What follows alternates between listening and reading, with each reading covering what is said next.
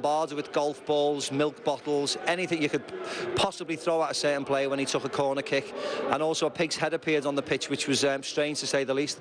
And my main memory, of course, is scoring in the Champions League semi-final. It was the first time we'd won there for a long time. We beat Barcelona 2-0, and of course I scored, and it guaranteed us a place to go through to the Champions League final. Steve McManaman there giving us an insight as to what it's actually like to play at the Camp Nou for Real Madrid against Barcelona in the Clasico. Well, still with us is Sid Lowe in Spain. Sid, you look at the players who are on show. You mentioned before about the quality of the squad that both teams have. However, two players stand out, don't they? Leo Messi and Cristiano Ronaldo. You watch them sometimes and it's a bit like watching a computer game. What's it like following them in the flesh?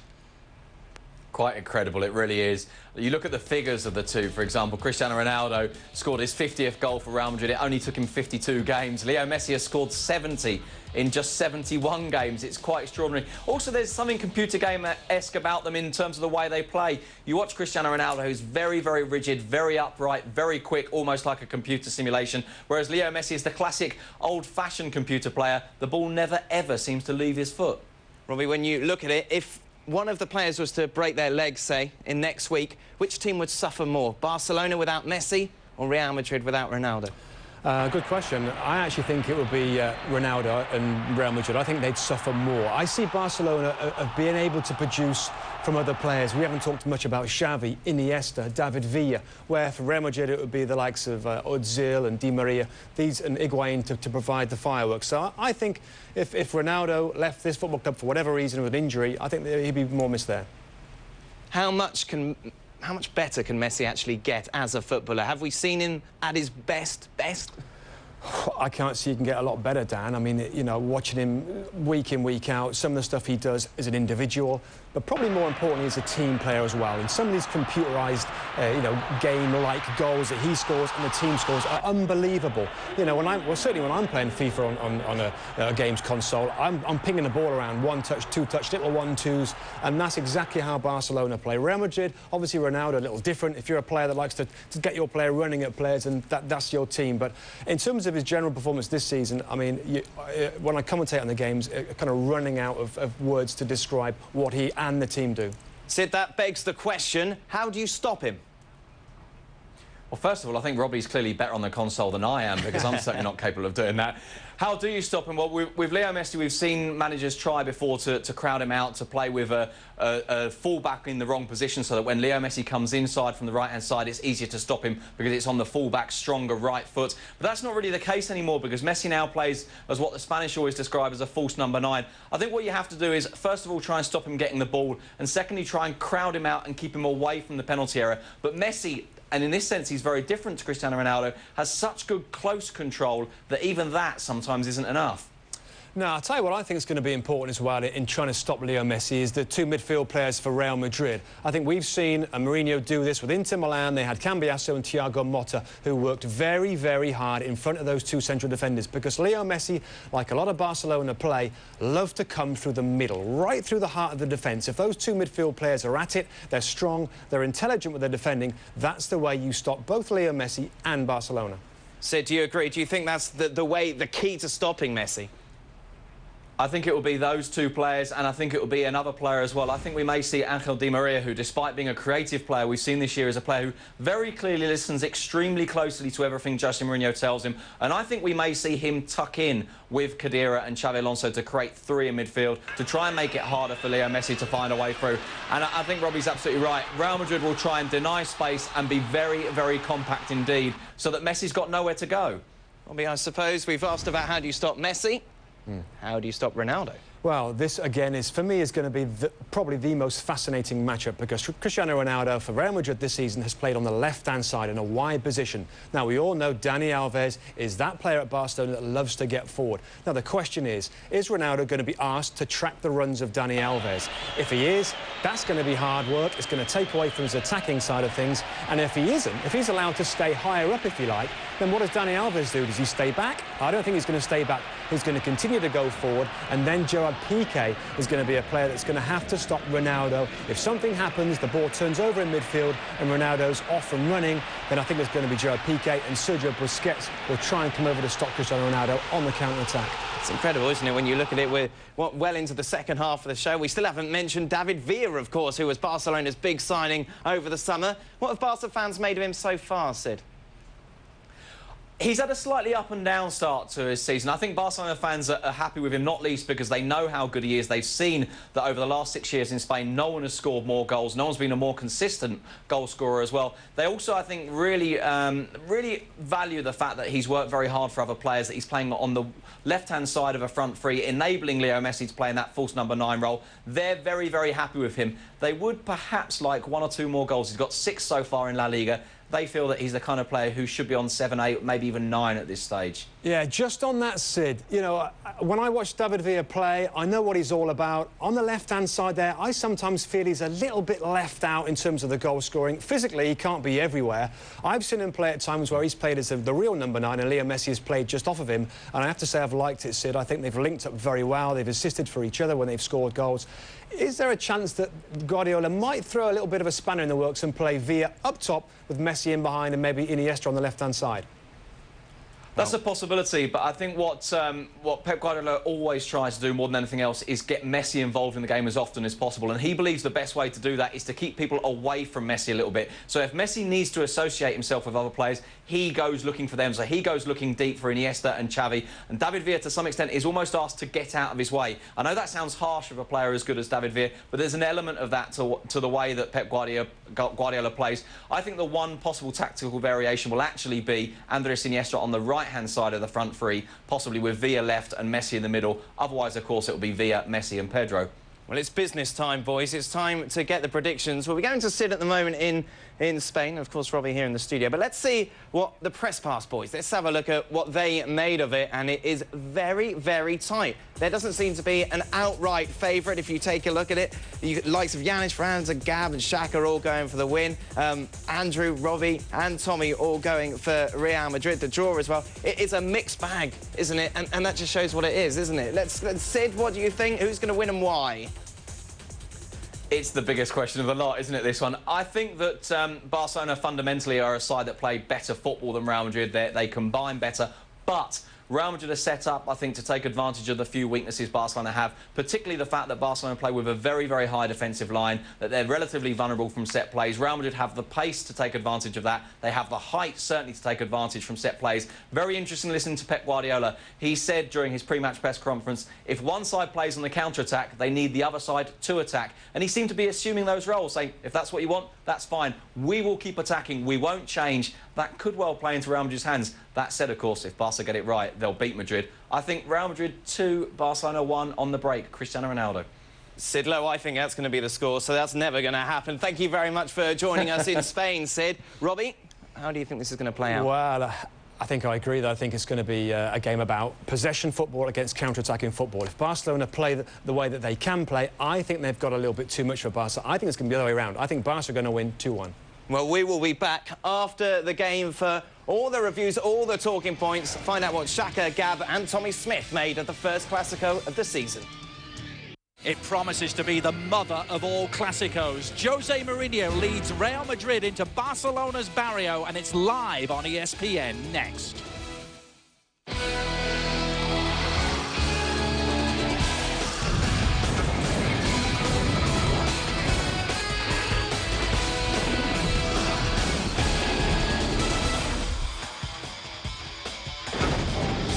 It is quite simply the biggest club game on the planet, and the whole world will be watching the next 90 minutes at the Nou Camp. I'm Adrian Healy, Robbie Mustoe joining me here on ESPN. Expectations, Robbie, are stratospheric. Both teams arriving here in a rich vein of form. Absolutely. I mean, there's a big argument to say that these are, at the moment, the 2 best teams on the planet. We certainly know we've got the 2 best footballers by a long way, in Leo Messi and Cristiano Ronaldo. And obviously, as well, it's so close at the top of the league. So much to look forward to. Yeah, expectations being taken to a whole new level with the appearance of Jose Mourinho on the scene, Robbie. Well, I mean, he's a special coach. He's had a special season last year with Inter Milan. He beat Barcelona over 2 legs in the semi-finals. And I think Barca are worried that this man has got the game plan to beat Barca. Well, you mentioned the Ronaldo and Messi show. Interestingly, both of them looking to end their particular barren spells against the opponents tonight. Well, they are, but that's the only barren spells you're going to see with these two players. An incredible form they're in this season, an unbelievable strike rate in goals per game. They really are both on fire right now. Ronaldo has never scored against Real Madrid. Lionel Messi has never scored against a side coached by Jose Mourinho.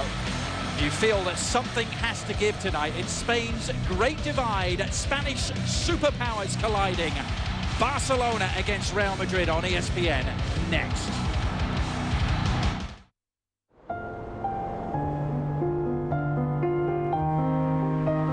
Darling, I really wish you'd sit in the front with me. The Citroën C5 Turbo Diesel, perhaps a little too luxurious. Citroën, créative technologie. I was just curious, you know. So I went on ancestry.com.au, typed in some names, and up popped this little leaf. And when I clicked on it, I saw that my grandparents were married 6 weeks before my mum was born. She was like an instant baby, I guess. It can happen. Visit ancestry.com.au and search Australia's largest online index of birth, marriage and death records. You don't have to know what you're looking for. You just have to start looking. Start your discovery at ancestry.com.au. In these 15 seconds, you could bite 10 nails, grip 3 couch cushions, clutch 1 deskmate, punch 2 pillows, spit 6 chips, spill 5 drinks and eat a pie on the couch, all as you watch the sports action on your LG Infinia 3D TV.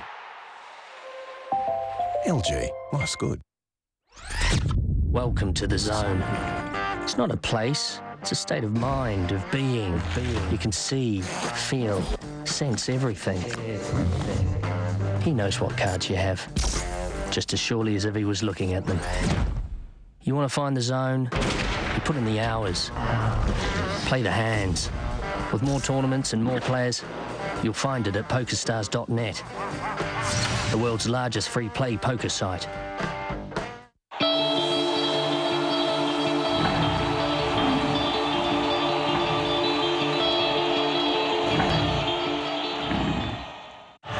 Welcome back to the new camp.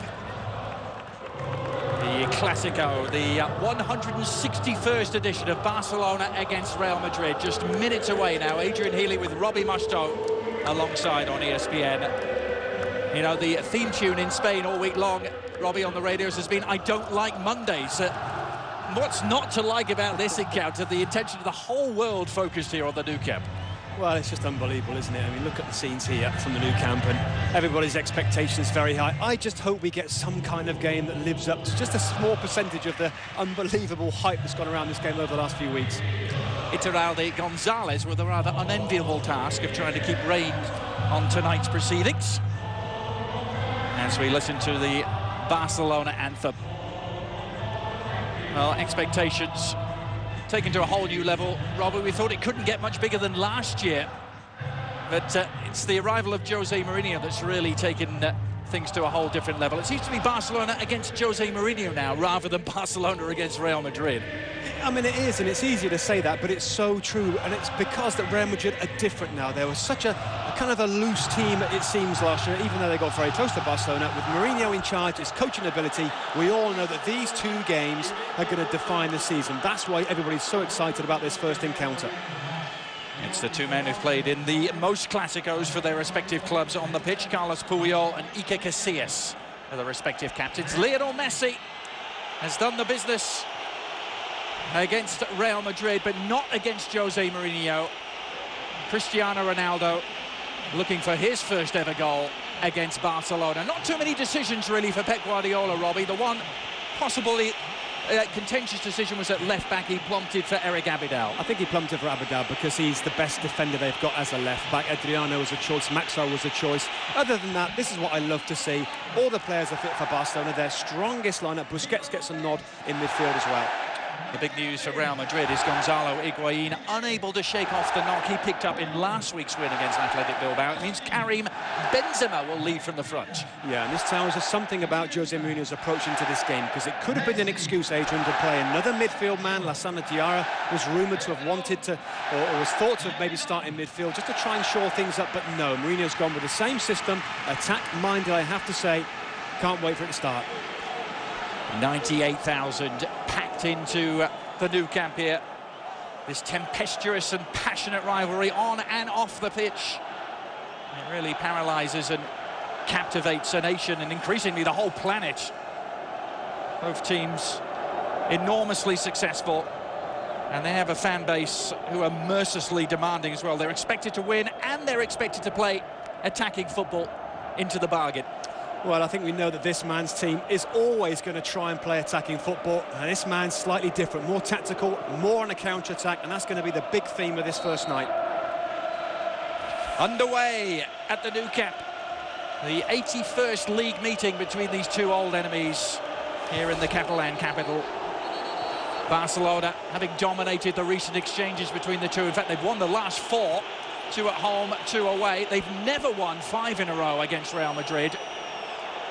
To do so tonight would put them back above Real Madrid at the top of the Spanish Primera table. A lot of people feeling the Primera this season will come down to the 2 meetings between the giants. I think the first thing I have to mention straight away is that Cristiano Ronaldo, Adrian, has started on the right-hand side. He hasn't been doing that a lot. He's been mainly, or pretty much all the time, starting on the left-hand side. Di Maria's been the right-sided player, but it makes sense when you consider Dani Alves, the attacking right-back for Barcelona, is going to bomb forward, and Di Maria, certainly, at least him and maybe Özil as well, have got more of a capability to track back than Ronaldo has. Gerard Piqué seeking out the run of David Villa. The first Clasico for Spain's national team striker after his summer move from Valencia. Xavi. Benzema got a toe end in. He'll go up against his fellow Frenchman Eric Abidal at times tonight. Astonishing that there are 13 World Cup winners sprinkled amongst the two squads. 10 candidates for the FIFA Player of the Year, the Ballon d'Or. David Villa, with Pepe ever watchful. The weather conditions fairly normal this time of year, late November, in the northeast of Spain.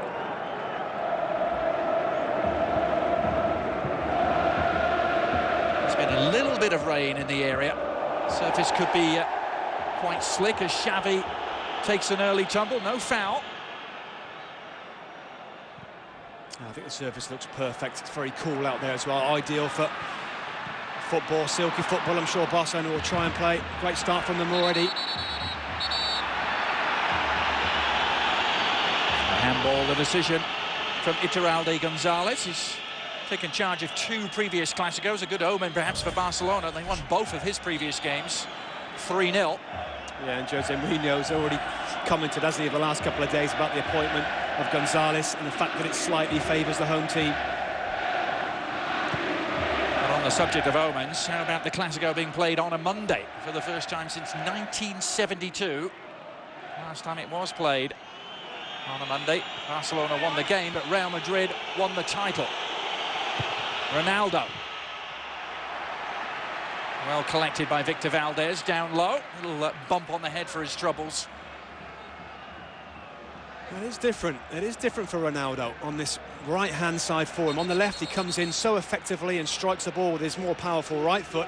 It's a different game for him. Oh, I thought it had a little bump on the head. It could be something a great deal more serious for Victor Valdez. He's down clutching his shoulder as he gets some instructions in, does Pep Guardiola to Dani Alves. Let's take a look again, and this is what we might see more of Ronaldo tonight, and just bangs into Gerard Piqué, doesn't he? Özil involved. There's a little move there, and Eric Abidal now is going to have a very busy night. A little bit of contact maybe from Victor Valdez, and he collects this ball. Well, it'll be almost unthinkable for Barcelona to be without Valdez. He's been such a constant presence in his 7 years as a starter. He's never missed a Clasico. He's playing in his 15th tonight. Jose Pinto, the 34-year-old, is Barcelona's backup goalkeeper.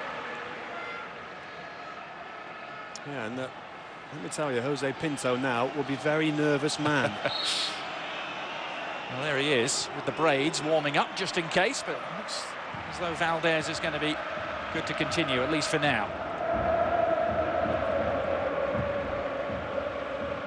This first meeting of the two Spanish superpowers occurring on exactly the same weekend or week as it did last season. The situation was identical last season. Real Madrid came in with a 1-point lead. Barcelona won here, courtesy of a Zlatan Ibrahimovic goal last year. I think it's also important to point out, though, Adrian, that Real Madrid had very good chances early on in that game on the counter-attack. This is Angel Di Maria. Trying to get back to stymie Lionel Messi. He's given it away, though. Messi wriggle his way into positive territory and wins the corner. First of the game for Barcelona. Well, Di Maria here, playing very deep on the left-hand side. We talked about maybe subtle changes from Mourinho. This is certainly one, Leo Messi's first real involvement. Yeah, Di Maria will be asked to come back and help out Marcelo, I'm sure. He tabs on Messi. Good delivery from the corner. Picked out Dani Alves. Messi. Oh, he's flighted it beautifully. Back off the inside of the post. Huge let-off for Real Madrid. And Messi agonisingly close to opening the scoring. Inside 6 minutes, the pressure hasn't been relieved. It's Pedro now. And the merengues under the cosh. Another corner for the Catalans. Well, what a bit of football. Leo Messi knows exactly what he's trying to do here as he scoops it over the top of Iker Casillas. Fantastic ability. So close. Here's Xavi trying to keep the pressure firmly on. Dani Alves lining it up. Iker Casillas wasn't too sure that that was going the right side of the post from his perspective. Here again here.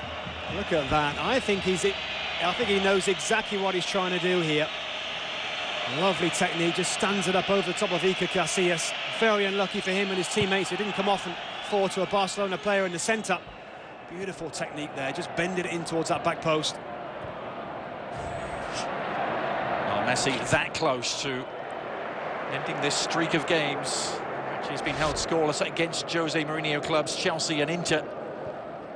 Those previous meetings in the Champions League where Messi hasn't got his name on the score sheet, but he certainly has in previous games against Real Madrid, Robbie. Yeah, and you know, it's a kind of an unusual position he plays. He normally plays for Barca over the last couple of years on the right-hand side of an attacking three, but this season Guardiola's put him as a central striker, but he's not really a striker. He comes deep and away from those defenders whenever he can. But what that means as well, which I like a little less, is the fact that David Villa kind of gets shunted out to the left-hand side. Now Sergio Ramos stepping in with intent, releasing Ronaldo, who's working against Puyol. And 4 or 5 step-overs, eventually shrugs off Puyol. Delivers it for Di Maria. Thought about the shot and cut inside instead. And eventually the attack petering out.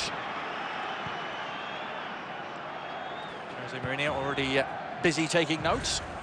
Yeah, and I think Cristiano Ronaldo, I think it's a very clever switch because he's not really going to have to work back like Di Maria does, so he's going to be fresh and ready. You can see him there on the right-hand side of your picture.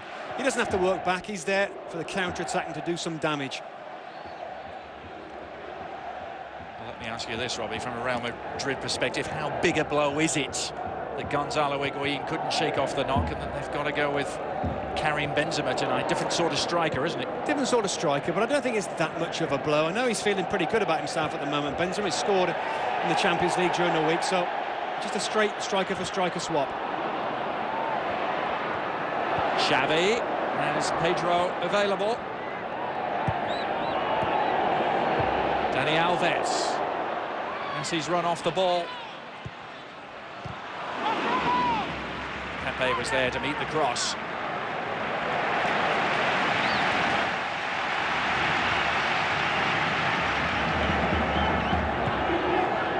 They described it as Barcelona being obsessed with Jose Mourinho, Jose Mourinho being obsessed with Barcelona.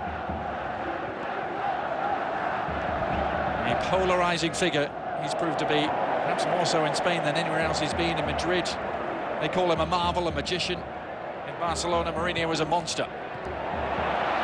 Here's Iniesta. Oh, he's done well. Xavi! Brilliant start for Barcelona! Xavi there to apply the final touch, but another flowing move. The Nou Camp exploding with delight.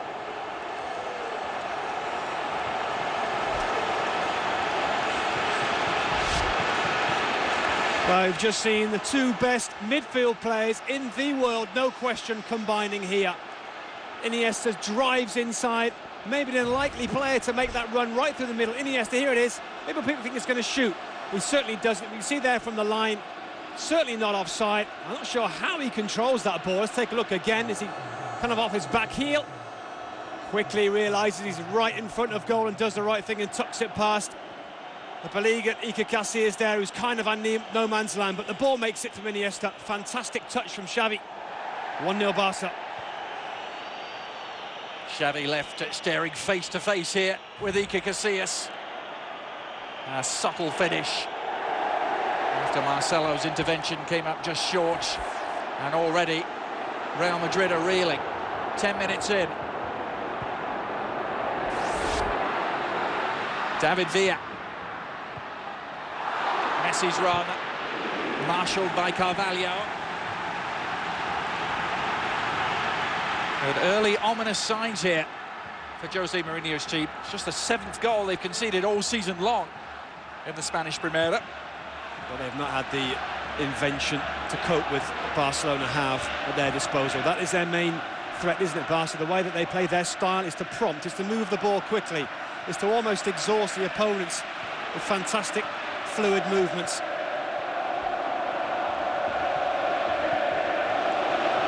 And they have settled firmly into a groove here. No foul. Xavi Alonso in on Messi, and now can Ronaldo provide some relief? And pouring forward, Ozil onto Di Maria, and held Di Maria, forcing a decent save out of Valdez. And indeed, Real Madrid summon up a response. Well, it's a great move, by the way. It started from the edge of their own box. Ronaldo with a little flick to Benzema, who played the winger back in again. And a good effort at the end of it all by Di Maria. What a good open game of football we've got so far. Corner kick in the care of Mesut Ozil, the German international, in his first Clasico as well. Summer signing from Werder Bremen.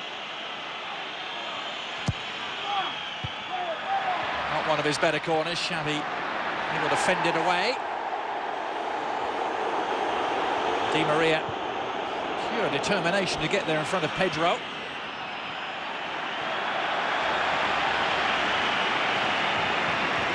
But Victor Valdez will still be feeling in his fingertips, I'm sure, that last effort from Di Maria. Madrid's first shot on goal. I think maybe it's just an indication as well, the way that they play Barca right now. We talked about Leo Messi's position as a striker. A lot of the time, Adrian, he's away from those defenders, and they might not just pick up the midfield players there. They certainly didn't pick up Xavi going right through the centre.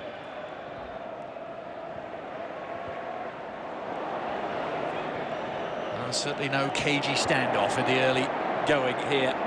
It's been a blitzkrieg start. Every sign that it's going to continue with Iniesta. Weave some more midfield magic. Messi has Villa available and uses it. Inside Sergio Ramos comes David Villa. Busquets the filter, Iniesta taking over. The attack running aground on the edge of the area. Now the break could be on. Real Madrid thrive on the counter-attack, primarily thanks to the ingenuity of this man. Ronaldo's pass! Oh, and there was some indecision there between Abidal and Valdez. Perhaps lucky to get away with just a corner. Well, we're seeing this game unfold exactly as we thought, really. Barcelona certainly in control in terms of possession, but any time they give the ball away, in and around the box, wherever it might be, Real Madrid is certainly ready, willing and able to counter quickly. Ozil trying his luck from the opposite flank this time. Much better delivery, which Sergio Ramos rose to meet, and in fact connected with. Like what he saw in the first 10 minutes, Robbie, Jose Mourinho, but has to be pleased with the response his side have come up with. Yeah, and I think he'll realise that there is going to be opportunities for his team in this game, and I believe there is going to be. It's just a matter of taking those chances. Ronaldo, I'm sure, is going to get opportunities. Di Maria, we've already seen him take one good shot from around the edge of the box, so maybe patience from Mourinho's men as well.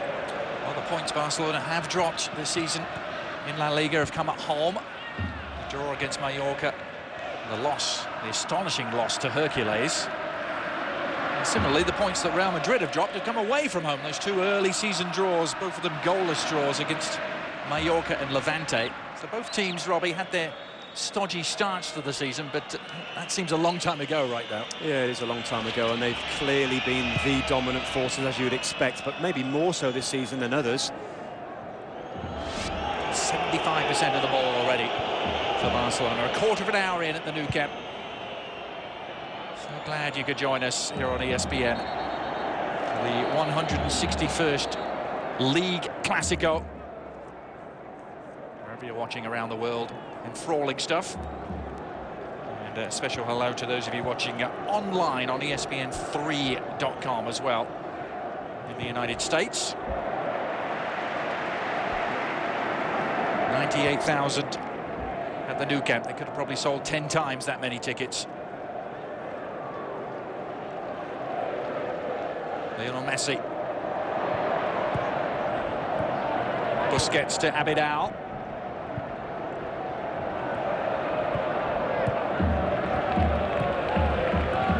The early pattern, perhaps the predictable one, Robbie, with Barcelona enjoying the lion's share of possession. Real Madrid looking to spring out whenever the occasion arises. Well, they're going to have advantage, Barca, in midfield. There's no question about that. There's definitely a 3v2 situation in there, though Mesut Ozil will try and get around Busquets to try and stop his play, but a big factor already is Dani Alves. He is not going to have the time and space that he's used to on this right-hand side for Barca, because Di Maria is certainly tracking him every step of the way.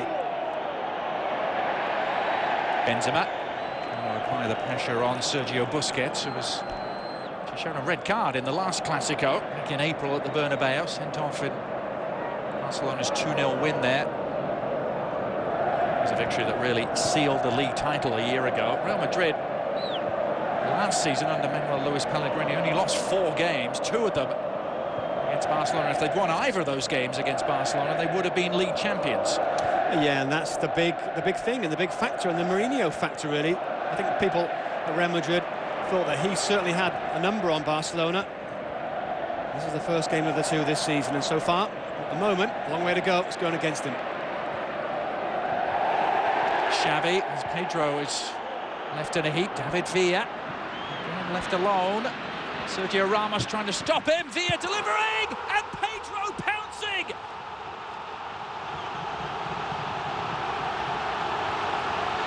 Real Madrid left reeling by the swagger of Barcelona.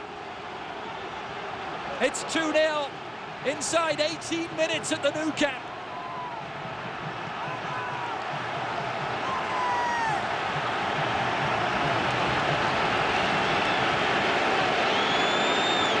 He's going to demand better defending, surely.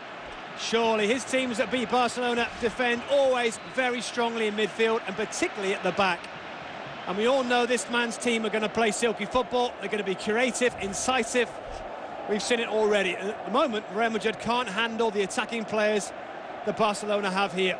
Sergio Ramos is more bothered about his hands behind his back, really, than making sure he stops the cross coming in there. He's stretching too far across.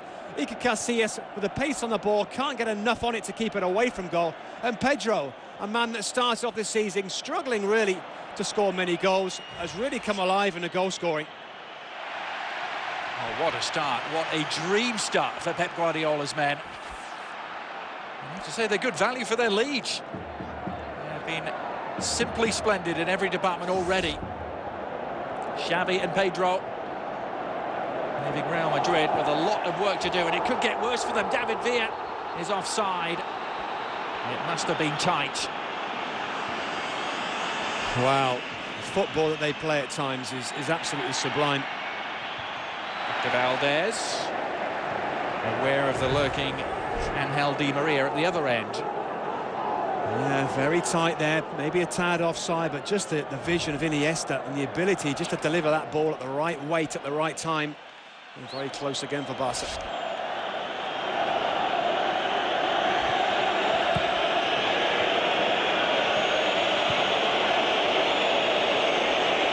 Ricardo Carvalho.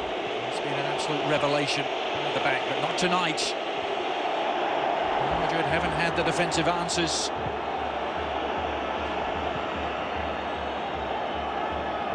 Of course, coming up with defensive answers against Barcelona has stumped so many sides in recent seasons. It's like trying to stem the tide.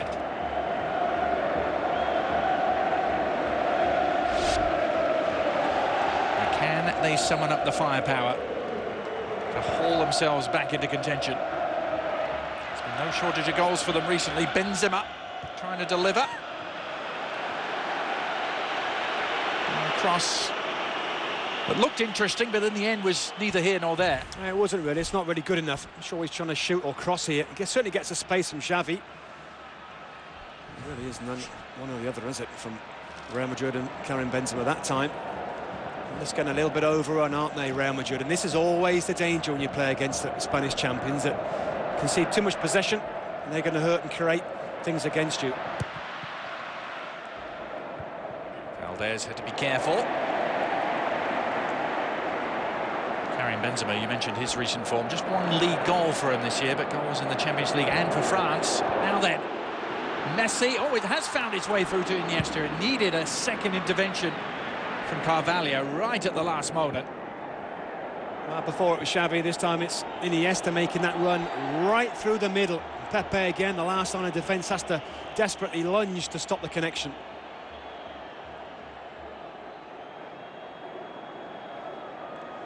Pepe and Carvalho, the all-Portuguese centre-back pairing. And the Portuguese manager, Jose Mourinho.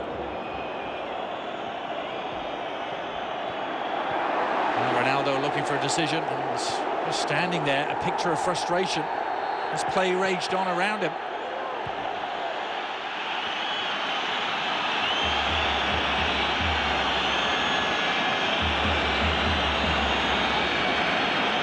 There's been a little bit of a flare-up just behind the ball. Iturralde Gonzalez trying to calm things down. Well, he's let a few of the challenges go already in this game, which I have to say I like to see. Ronaldo doesn't like this. There's a little bit of contact, not enough, is there? Dani Alves is trying his best to get out of the way, and there's a little bit of contact on the back of his heels, but it's certainly going to enrage the players and maybe Jose Mourinho as well.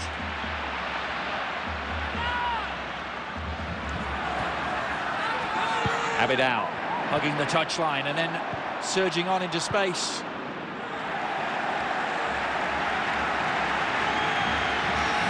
And you talk about so much of the Barcelona threat coming down the right with Messi and Alves exchanging passes, but Villa and Abidal on that left-hand side have the wherewithal to do plenty of damage too. We've already seen that for Barcelona's second.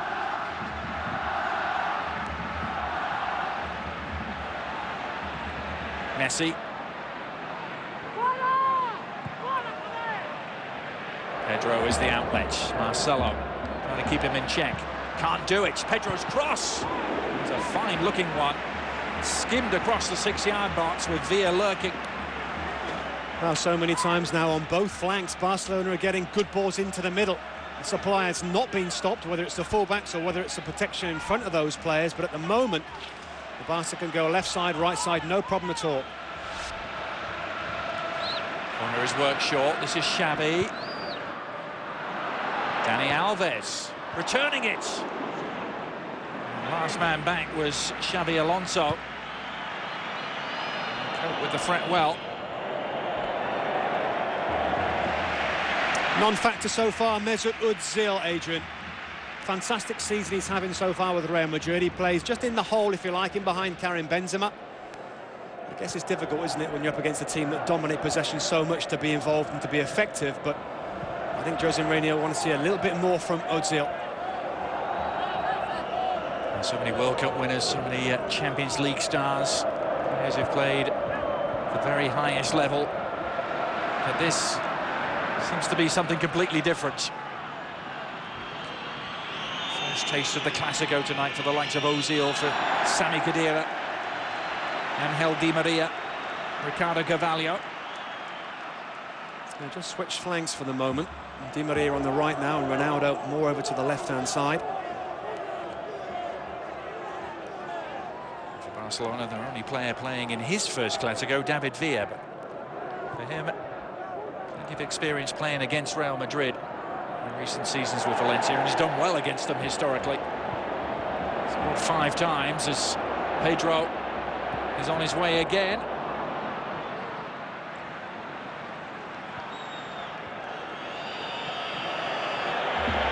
Khedira back to Casillas.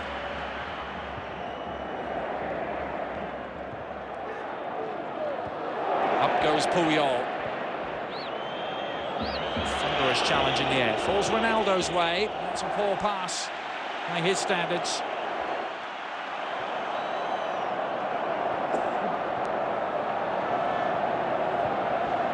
Quite a high line from Real Madrid as well, isn't there? Right now, you see the white shirts there, back there, very high. A lot of green grass space behind them.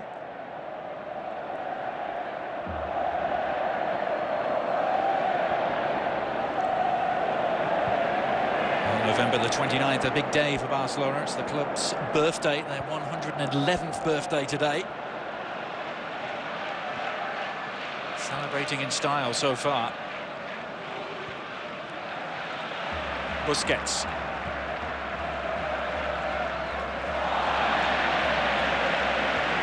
Carlos Puyol. He's went past 500 competitive appearances for Barcelona a couple of weeks ago. There's a man who's made a few more, Xavi.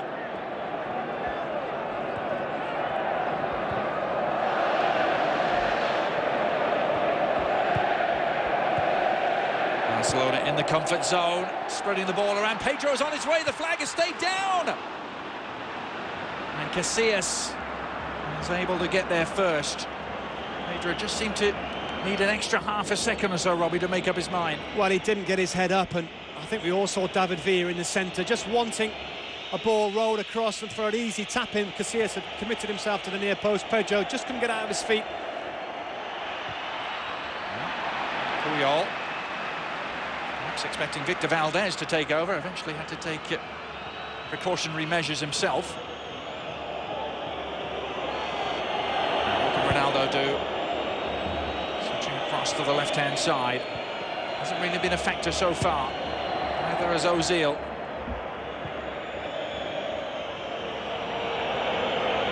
Sergio Ramos. Real Madrid being forced to backpedal. High pressure of Barcelona. They do work so hard to get the ball back when they've lost it.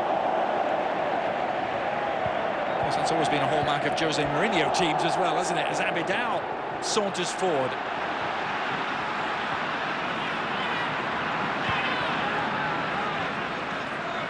Messi. Messi again.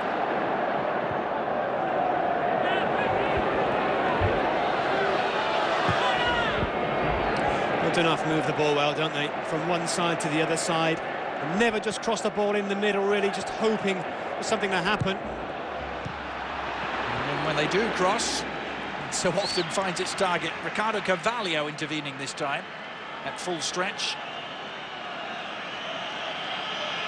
Scored the very first goal of the Jose Mourinho era. Real Madrid.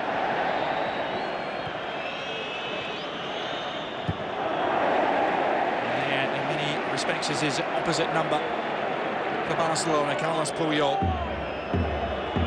Strong challenge, wasn't it? Aggressive challenge from the leader, the captain at the back, Carlos Puyol. Such a dependable, reliable player. Got a push in the back here from Karim Benzema.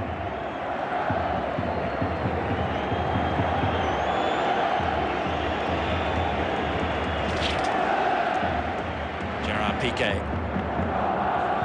Lots of Manchester United. Won Premier League title with United. Despite making only 9 Premier League appearances with them. The Champions League title the next year against United. Let's return to Barcelona.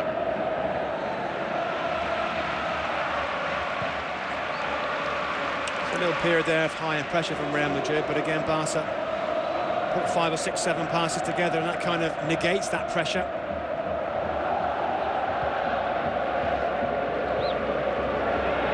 Xavi, ignoring the claims of Abidal.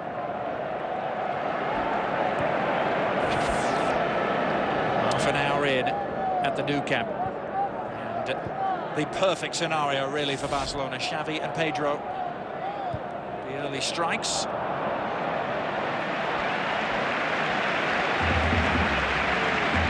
Now, in many ways, Robbie, they can afford to perhaps start to control the game. As we look at the second goal. Well, it's just gambling, isn't he, Pedro? Sergio Ramos just gets caught there. The ball again comes into the middle. I've seen that several times already in this game, and Pedro has an easy tap in at the back.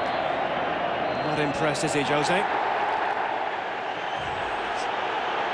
Pep Guardiola refusing to be drawn into the normal mind games, the war of words that Jose Mourinho likes to indulge in. There's another flare-up here. Tempers have been simmering. Little Pepe has come an awful long way to get involved. He's trying to get the players separated. Ronaldo seems to be in the eye of the storm. Not sure what the incident was off the ball there, Robbie, but Ronaldo seems to be attracting all the wrath of the Barcelona players. Yeah, and I don't like the fact that other players are getting involved. Pepe's always involved, isn't he?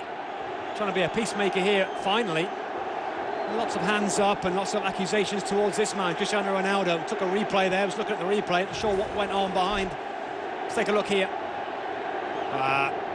You can't do that, can you? You can't do that from Cristiano Ronaldo. Pep Guardiola just pulling the ball away from the striker, but disrespectful, out of order in my opinion. A little shove on Pep Guardiola. No wonder the Barcelona players were incensed. That happens all the time, by the way, where a coach just takes the ball away from the player or puts it on the floor, throws it up in the air. Never seen a player push a coach like that when that situation happens. I know the frustrations of Ronaldo. You've got to be able to control your emotions better than that. Geraldo Gonzalez is going to take some action. Surely yellow card to Victor Valdez. And now on to Ronaldo. Valdez was first on the scene, reacting to what he'd seen.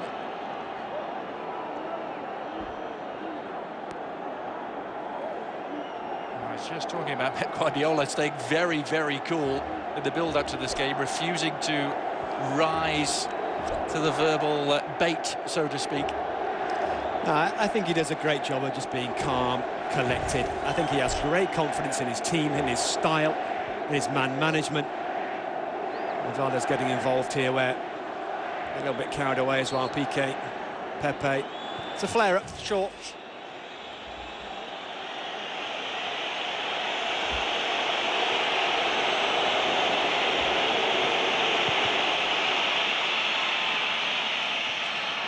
Now play back underway after that brief interlude.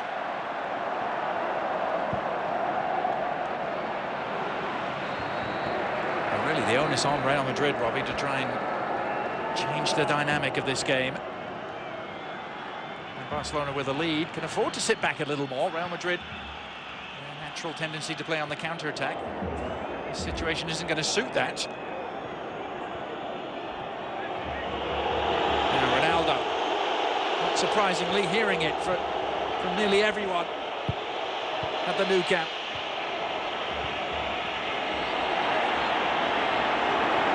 Free kick coming Real Madrid's way, and a booking too. A little good passage of play from Real Madrid there. They can move the ball as well. We've seen that this season. They've been excellent against some of the poorer teams where they've had to make the play and create chances and score goals. They've certainly done it. They're going to have to do it here in Nou Camp. David Villa just a little late here, isn't he? Desperately trying to... Well, I think he did read the ball into Khedira. Just couldn't get there in time. Villa on Khedira.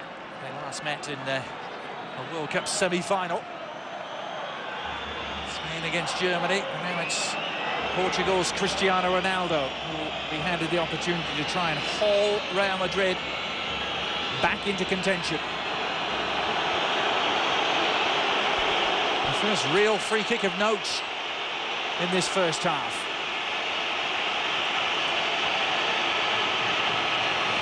It's well within Ronaldo's range.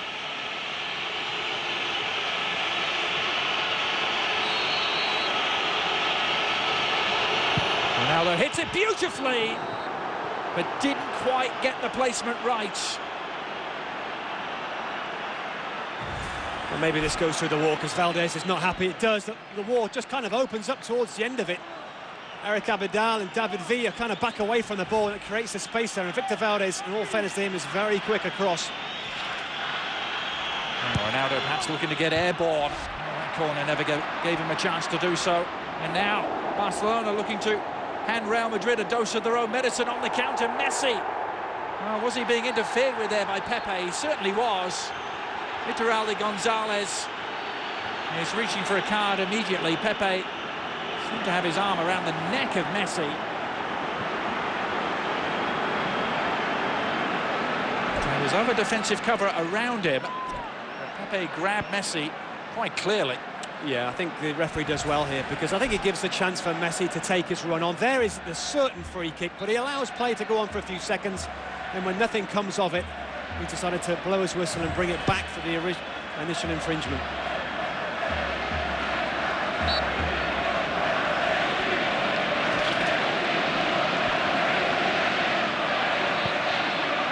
Inside the final 10 minutes of the first half. Barcelona in control of the Clasico. Looking to ramp up that control. David Villa is just again offside. It has been a couple of times. Real Madrid is certainly trying to keep that very compact between the defence and the midfield players there. Sometimes can be risky. Pepe just stepping up a couple of steps there to catch Villa offside.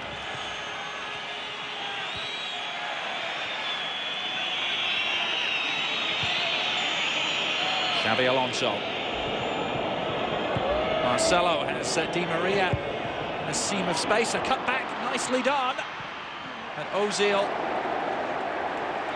was not allowed to take the touches he needed by Carlos Puyol. It's briefly very promising there for Real Madrid. I mean, it's great for the game, isn't it, that Barcelona have gone in front, because Real Madrid do have to come out. They've got to be more expansive. They've got to gamble a lot more. It makes for an open and entertaining match. Xavi flicked out a heel at the corner and got away with it. Now Pepe is there in front of David Villa as Real Madrid are able to stay on the front foot. The cross from Di Maria hanging in the air invitingly. Abidal is the man to deal with it.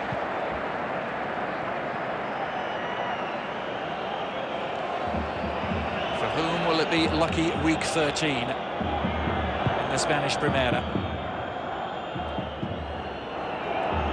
Barcelona a point behind Real Madrid at the start of play, but 2 goals in front. It's to Xavi and Pedro. Benzema. Oh, there's a chase for the loose ball. And Iturralde Gonzalez has given the goal kick. No nonsense, no fuss. Ronaldo seemed to get there just ahead of Valdez. Let's take a look at the replay here. Very close, maybe both players coming to the ball and arriving at the same time, because we've seen these so many times, Adrian, where a player, striker, just nicks the ball away from the goalkeeper. Very close, isn't it? Victor Valdez is gambling here. He's going flat out to try and win that first ball.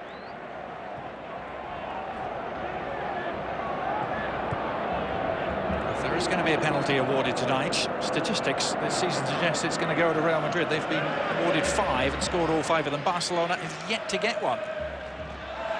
Really needed one, Robin. Well, it's still surprising, though, when you consider their football and the way that they run at players inside that box.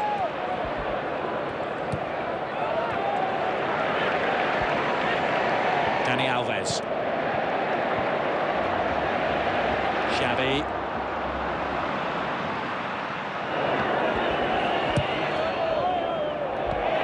Alves again. There was some thought, Robbie, that Dani Alves might have to have a more conservative role tonight, if you could even imagine such a thing. Well, I think so, and I think when he's faced with Di Maria, I think he will get forward because Di Maria will go back and attract that run. Now, when Ronaldo switched over sides a little bit earlier in this half, Dani Alves certainly didn't even attempt to go forward because he knew that Ronaldo was there waiting for that space. So I think it depends who's in front of him and what he does in this match.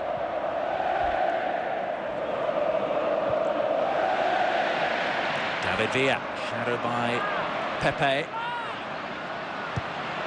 Picks out Pedro. No joy for him this time, though. Real Madrid defence congealing. And then that was careless. Di Maria.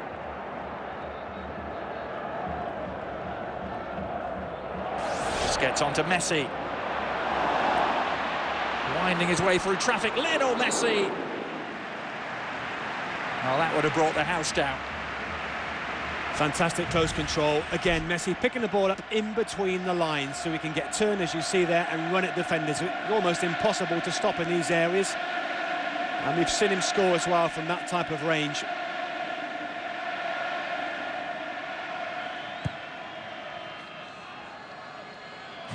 Seven Clasico goals for Lionel Messi in 8 appearances against Real Madrid.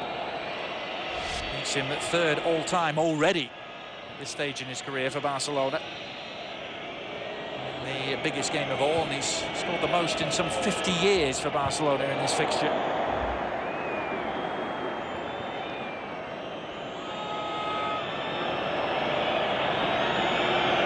Talking about scoring in this fixture, it'll be interesting. There's only one Real Madrid starter out there who has scored against Barcelona in this game, and it's Sergio Ramos, who's done it twice. Well, Sergio Ramos is going to be a threat to set pieces. We've seen very little of him as an attacking player, and we know that he likes to get forward from right back. This team hasn't really controlled possession for long enough periods in midfield for him to get forward too many times.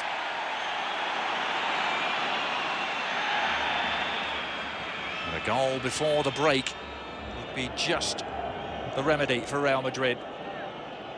Marcelo working towards that end.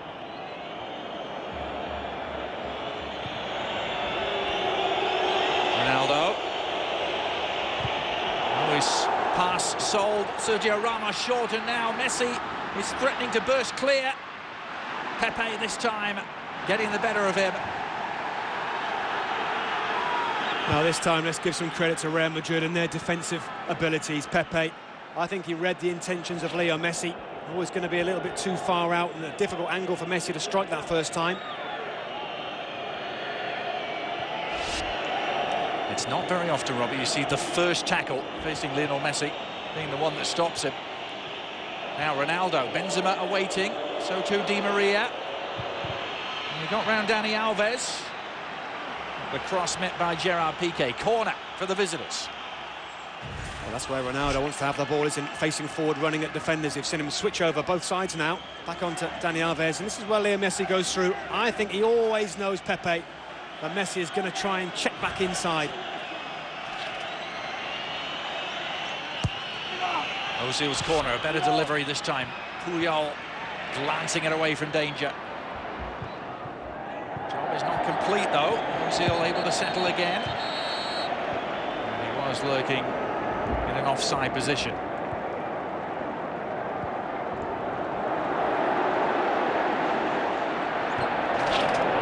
So too David Villa. The ball was well beyond him. That's what I was talking about with David Villa, at the start of the game, that he sometimes drifts out of it when he's on that left-hand side. And I know why he plays out there. Leo Messi likes to be that central player and drift around. And I just think Villa, he certainly will at times move inside, but I'd like to see it a little bit more. There's still nobody in Spanish football has scored more goals than David Villa over the last 6 seasons, despite the recent fireworks from Ronaldo and Messi. Ronaldo looking to light a fuse here, but that shot is right into the breadbasket for Valdez.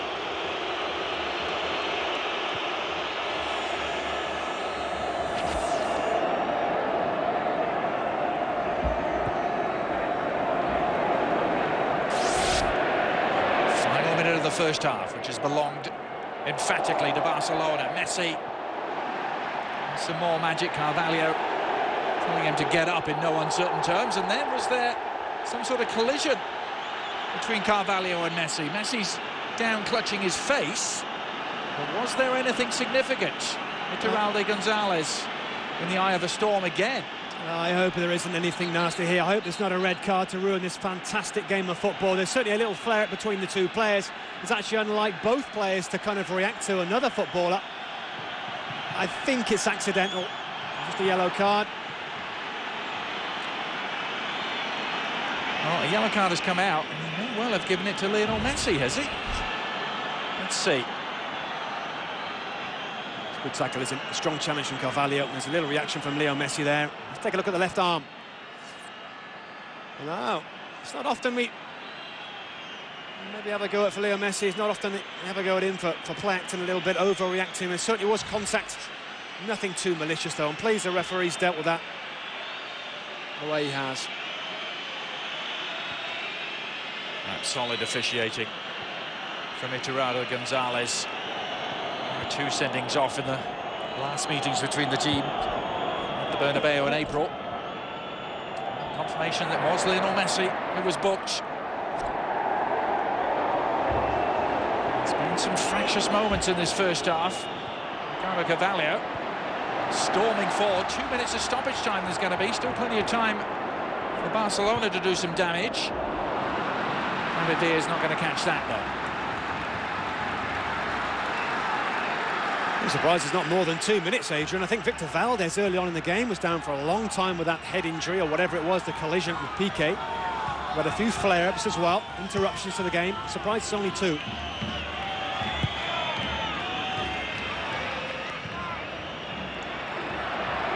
Dani Alves and Marcelo. Two Brazilians meeting at full tilt.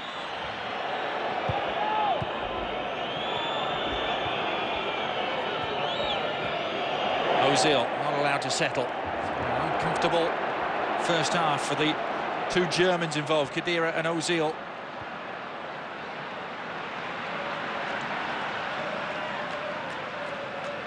David Villa, 5 goals against Real Madrid in 13 previous league appearances. Valencia and Zaragoza.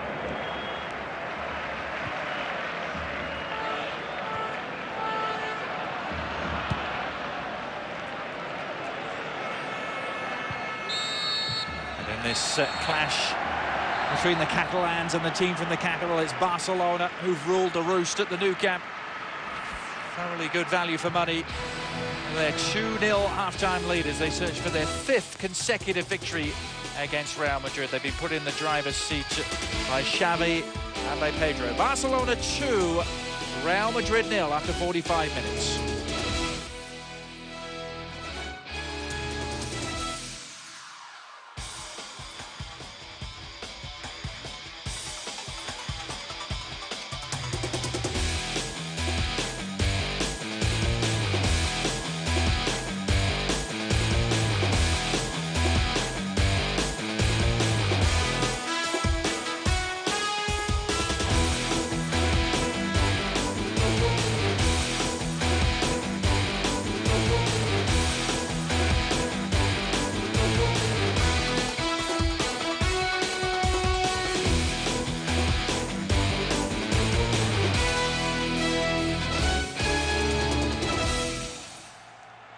So images from the first half here at the Nou Camp for you. So we welcome you back here on ESPN. Barcelona leading Real Madrid by 2-0. Adrian Healy with Robbie Mustoe alongside. It appears as though Real Madrid may be preparing to make a switch right at the start of the second half. We can see Lassana Diarra down at the halfway line. And Mesut Ozil going to be the player who makes way. So Ozil, the German international, going just 45 minutes in his first taste of the Clasico. Yeah, and this is the switch that many people thought Mourinho would start out with, more of a defensive-minded player in Lassana Diarra in midfield instead of Ozil, who's an attacking, creative player. A little surprising now, I guess, when you consider that Real Madrid are 2-0 behind in the game. I'm not sure what Lassana Diarra is going to do in terms of creating anything going forward, but still, the change from Mourinho already. The eyes of the world on the Catalan capital in The French newspaper L'Equipe, they call this the match of the year, and the Gazzetta dello Sport in Italy, they call it the derby of the world. It's Real Madrid who are very much in the driver's seat. Increasingly a two-horse race, it seems, in Spain, but it's the world's best thoroughbreds who are nose to nose. Barcelona exerting their class. I think we're reading a statistic, Robbie, at half-time. Only once has a side in the Clasico come back from a 2-0 half-time deficit to turn it around. Yeah, you've got to think it's going to be very difficult, though. Barcelona have given chances to teams playing here at the Nou Camp. They've got a little sloppy, switched off a touch, and teams have got back into games. I think you can't put it past Real Madrid. A long way to go. People talk about 2-0 being a dangerous lead to have in terms of the concentration of the team when you're 2-0 up. We'll see. Lassana Diarra certainly added into the mix to maybe try and stop the dominance of Barcelona in the midfield. Well, goals have been flowing like water for both sides in recent weeks. Barcelona won 8-0 last week against Almeria. It's their biggest away win in some 50 years. Follow that up with a 3-0 win against Panathinaikos in the Champions League in midweek. For Real Madrid, well, they scored 5 against Athletic Bilbao and 4 against Ajax in the corresponding games. Again, the same theme here. Carvalho there, it seemed just trying to get his team to be brave and to step up and to catch Barca offside. It worked again. Marcelo. Oh, the cross managed to find its way through to the far post, but only Abidal was underneath it.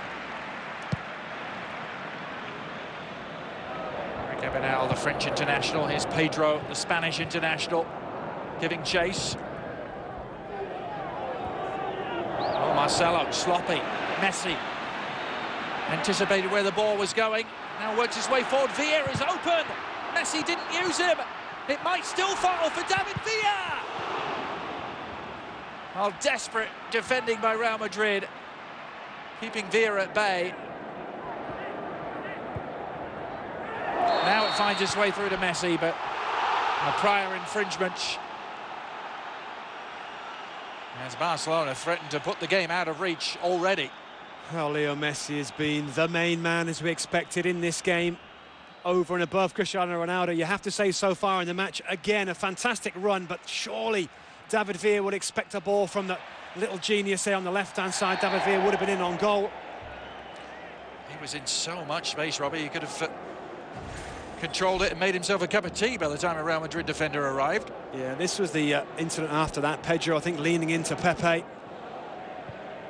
Again, a fast and furious start to the second half. Barcelona back on the front foot.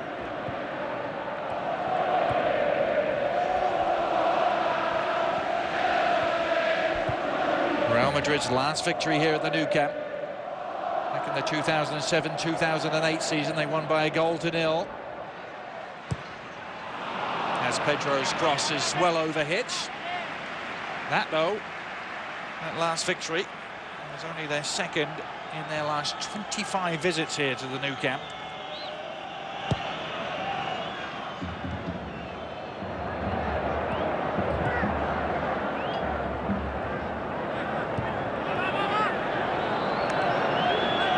Lassana Diarra there, just catches the boot, I think, of Xavi. Xavi just goes to control the ball and carry on with the game.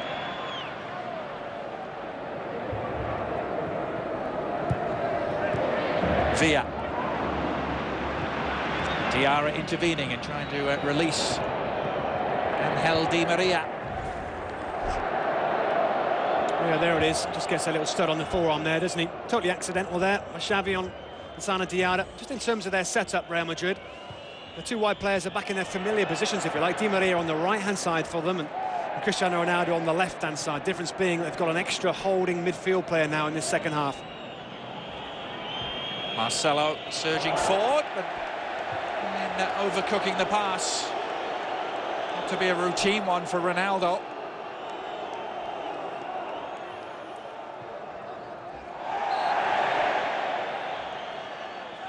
Benzema, we saw a quick shot at him. He knows what it's like to be on the wrong end of a hiding here at the Nou Camp. He was with Lyon in the Champions League a couple of seasons ago.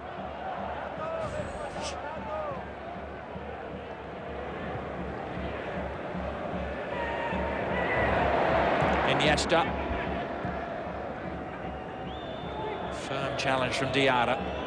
And that's what he's there for, isn't it? A few more of those tackles, a few turnovers in midfield is maybe what Mourinho's thinking. The more times they can win it in midfield, the more chances really of decent counter-attacks can happen. And I think Di Maria and Cristiano Ronaldo in this second half will play a lot further up the pitch. Well, there was nothing particularly subtle about that challenge from Xabi Alonso. And he's not going to escape a booking for it. Through the back of Sergio Busquets. The yellow card count is rising. You have to wonder, is it just going to stay yellow in terms of the colour of the cards we're seeing in the Clasico? Well, I certainly wouldn't be surprised if we see a red card, unfortunately. I hope it doesn't get to that point, because it's been a fantastic encounter. A match between two fantastic teams, and I don't want to see a team being an extra man up in the match.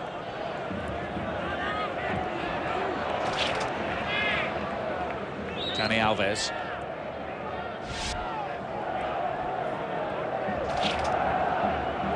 Xavi is inside. Focus back to the outside again, though. Lionel Messi taking over. Iniesta with his arms up, wanting it. Goes back to Xavi! And again for Xavi! Into the side netting. Well, Real Madrid were there to be polished off. That surely would have been that had Xavi finished off another sumptuous Barcelona move. Well, an extra midfield player in there for Real Madrid. Surely somebody's going to pick up these runs. It's the same thing. Leo Messi comes deep, and a midfield player, this time again Xavi makes that run and can't get his foot around the ball. But again, there he is, the genius in this match, with a fantastic little diagonal reverse ball. I expected Xavi to score from there. Well, David Villa was arriving just behind him as well. Been able to stroke it into the empty net. Problems for Jose Mourinho. Barcelona president Sandro Rosell said that Jose Mourinho will get the reception he deserves at the Nou Camp, and he left it at that. Well, on the pitch, it's been a very unwelcoming reception so far. Pep Guardiola's men really bossing the show.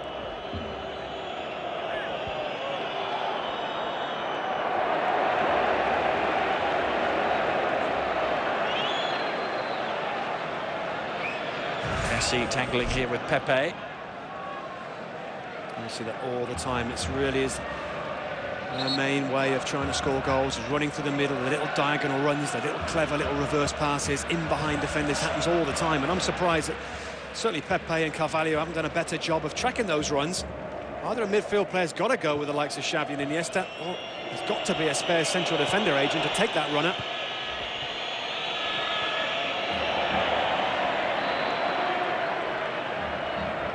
These two giants couldn't have been closer this season, or indeed throughout their Spanish league history. Both of them had scored 33 goals at the start of play. Real Madrid had conceded 2 fewer than Barcelona, 6 as opposed to 8, although that has now been levelled up.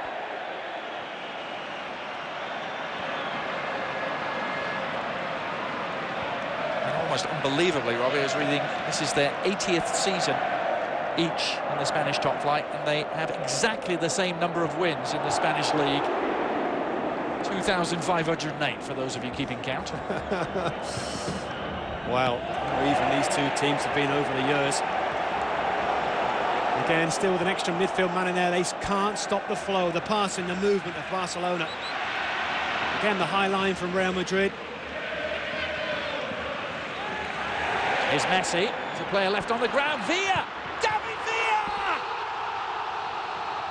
Simply superb! Breathtaking football again from Pep Guardiola's men. And Real Madrid have been left in the dirt.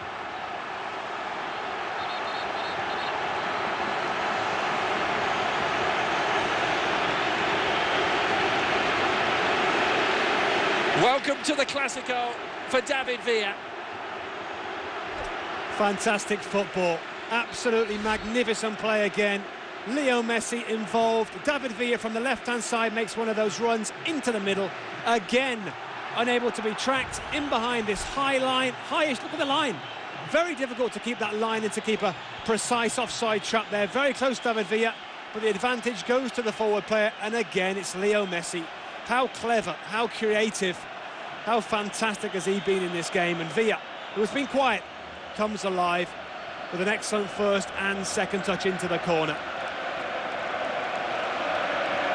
David Villa, the man whose boyhood dream was to play for Barcelona, growing up in the mining region of Asturias. He made his way here via Zaragoza and Valencia.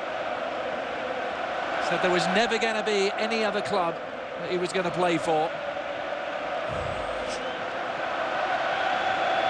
Well, that's the 7th league goal he scored for Barcelona. And surely, by some considerable margin, the biggest. Yeah, and again, when you look at these goals and you consider what they've done, Real Madrid, and the way they've tried to keep this high line, to make it compact. That's why they do this for, to make it compact, so the players like Iniesta, like Messi, who like to float in between the lines, don't have a lot of space to play. Well, they haven't managed that, and the high line has left them very vulnerable. Iker Casillas, incidentally, was booked in the aftermath of that goal. Just to add another yellow card to the proceedings. Both goalkeepers have now been booked. And some long faces on the Real Madrid bench.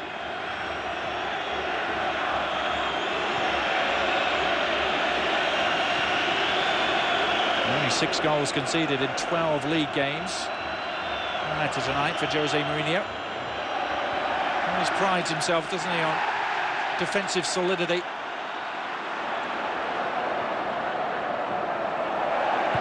Messi, brilliant. David Villa could get worse for Real Madrid. It just has, you know. Villa at the double. Barcelona have routed Real Madrid for 4 goals, and we haven't even played an hour. Unbelievable football. It's a joy to watch, Adrian.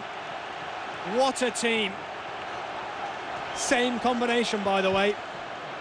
Leo Messi. We talk about his dribbling skills and everything else that he brings to the game, but what about his passing? What about the incision, the penetration, the weight of the ball? David Villa, we know, is a fantastic clinical finisher. Could have scored already in the first half, Villa, but the through ball from Leo Messi is absolutely incredible. Well, the look on Iker Casillas' face says it all. So does the expression on Jose Mourinho's. They are thunderstruck. They simply have no answer, Robbie. Well, who can have an answer to that football?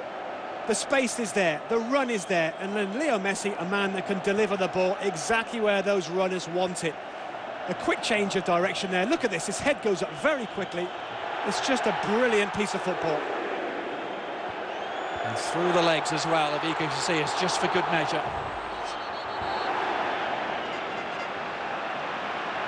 Well, this is turning into a very, very painful night for Real Madrid. There's been a few of them in recent years against Barcelona. Look at that 6-2 hammering at the Bernabeu just a couple of seasons ago. But this was supposed to be different. This was supposed to be Madrid under Mourinho.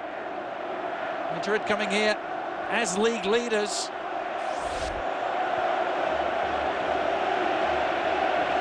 Marcelo trying to get forward, but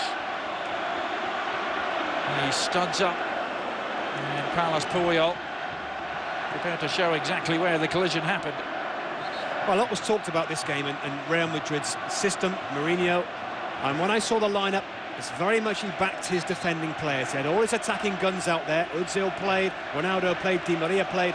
He put the trust in the back four and those 2 holding midfield players that they could see out the runs. They could stop Messi. They could make it compact, and that the attacking players would hurt Barca on the counter-attack. Well, it hasn't happened. They haven't been good enough, and Barcelona, for the majority of the game, have ripped them apart. Arbeloa is replacing Marcelo. Marcelo, who's been run ragged out there at left-back as Ronaldo delivers the free kick. Just for a brief fraction of a second, Real Madrid hopes were rising. But again, it was the wrong side of the post, just as it was in the first half free kick from Ronaldo. Yeah, very similar, isn't it? Manages to get that little bit of topspin on the ball, makes it move in the air. There's Victor Valdez. I think he's got it under total control again. This is earlier on. Again, we took to replay here. See the flag go up there for Leo Messi, goes in behind again. Yeah, Marcelo had a bit of a nightmare, didn't he? Certainly at fault for Pedro with his goal. His general possession was very poor in the game. It's a shame because he's been playing very well for Real Madrid, Marcelo.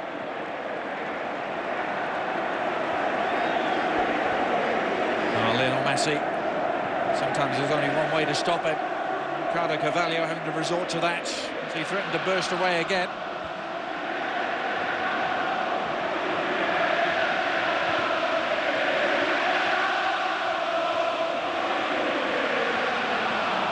The Nou Camp in full voice, serenading their all-conquering heroes. I wondered with some of the football they've played over the last couple of years whether it was possible to get any better of it, but if anything they have stretched those boundaries at times here in this first hour.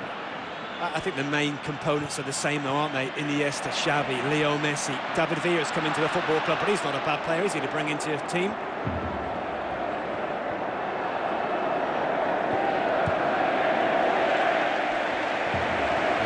For David Villa to really endear himself in the hearts and minds of the Catalan supporters.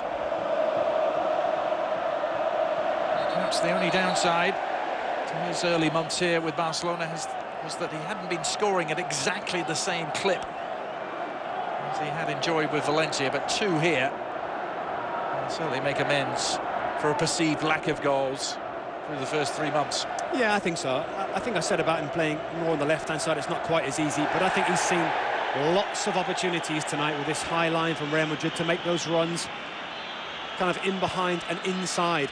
And they haven't been tracked up by Real Madrid. So many of the runs haven't been tracked. And 6s and 7s really defensively.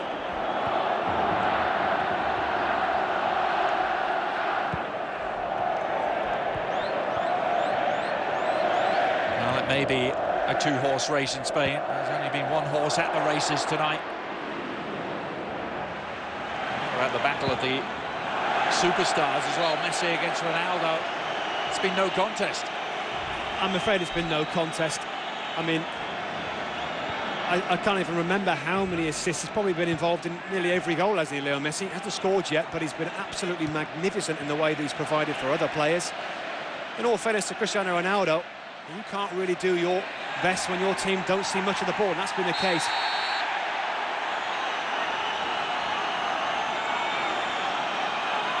Arbeloa has come on to try and patch things up. A Real Madrid defence with some gaping wounds in it.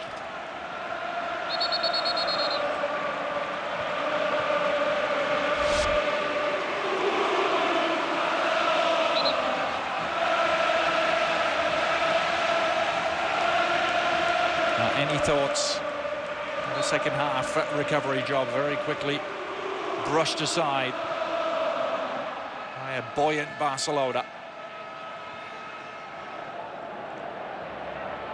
Piqué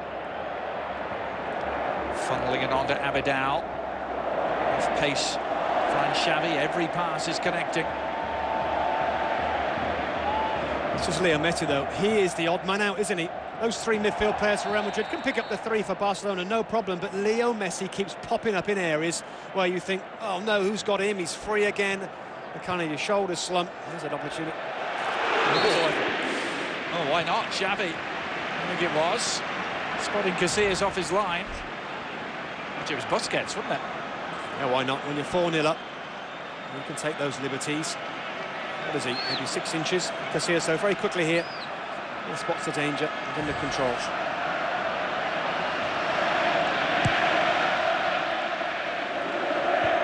Symbolic of just how in command Barcelona are.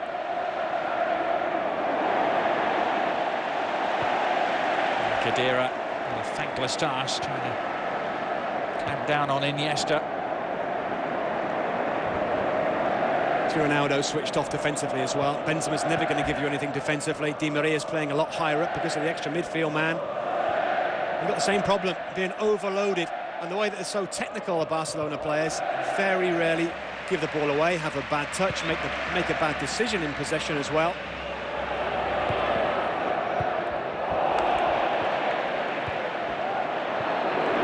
Well, a side who have been supreme in recent weeks, Real Madrid, they're made to look very, very ordinary.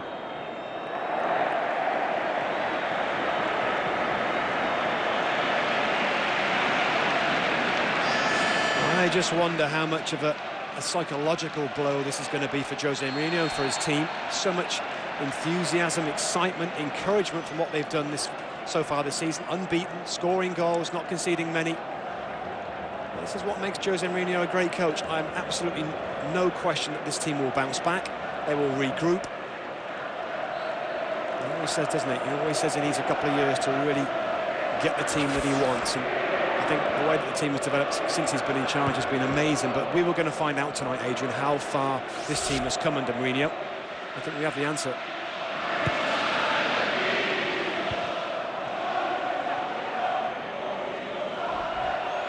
Certainly he's instilled a sense of self-sacrifice and unity and shape that perhaps wasn't there last year. You felt that Real Madrid were simply going to outscore whoever they came up against.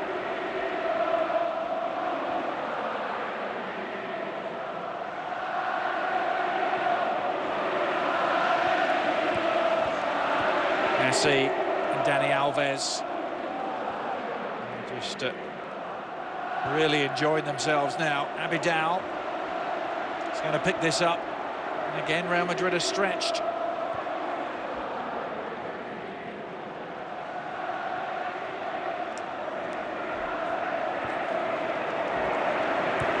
Abidal, Iniesta, the mercurial Lionel Messi. Again, the pass count rises. Even when a pass is misplayed, they're still able to retain possession. What they managed to do, it seems, all the way through a game, Barcelona, is have people in support of the ball. You never have to play a long ball in desperation. There's always support. They work on triangles all the time, and it's evident, particularly right now. So much angle passing and moving. They really are a great team, Barcelona.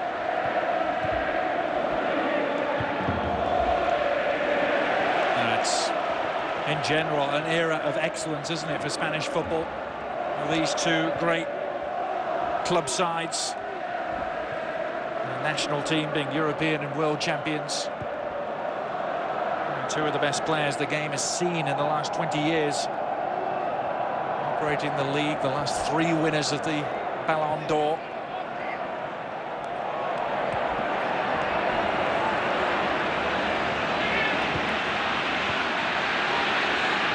Messi, Dani Alves, so swiftly able to win it back.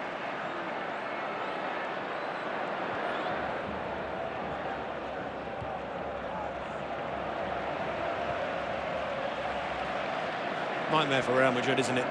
Nightmare trying to get the ball back. So comfortable, so intelligent, so many good decisions, so much ability. Fantastic to watch. And now it's showtime. Every pass, every move, every little trick, much to the delight of the Catalan faithful, who love nothing more in a season than to put one over on Real Madrid. It's often described as a battle of ideologies, a battle that goes way beyond the football pitch. And that's what must be giving so much joy to Pep Guardiola right now, sat on his bench or stood on the technical area with the fans. They want to play with a particular style. And my goodness, they've got the goals, and they've showed everybody, the world really, the style that is Barcelona.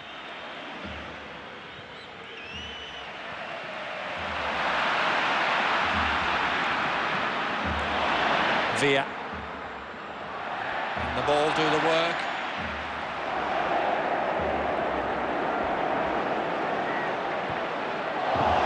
through the legs of Sergio Ramos. You almost start to feel for the Real Madrid defenders out there. I mean, talk about impressive. We've been talking about Barcelona doing this type of exhibition against some of the lower teams in La Liga. Let's not forget who they're playing here and who the coach is and what reputation he has against Barcelona and his teams in general, being defence-minded first. A manager that can certainly have a history of stopping Barcelona playing well. What a statement this is. Oh, now, was that handball? I think it was. Ricardo Carvalho, who's already been booked.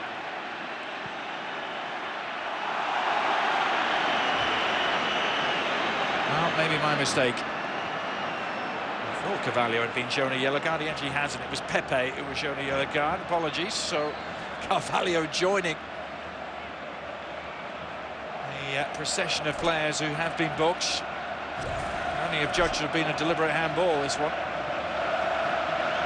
I think it is there. They're looking to get away with this. There's a covering player. Pedro looks like he's in on goal. Stop the goal scored opportunity, maybe.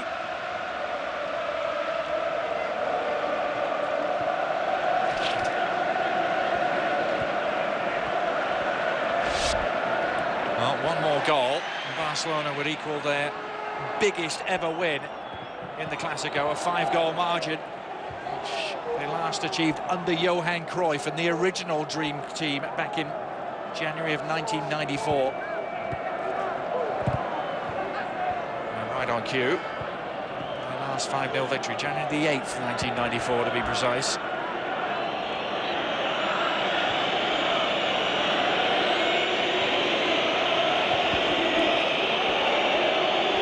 Ronaldo.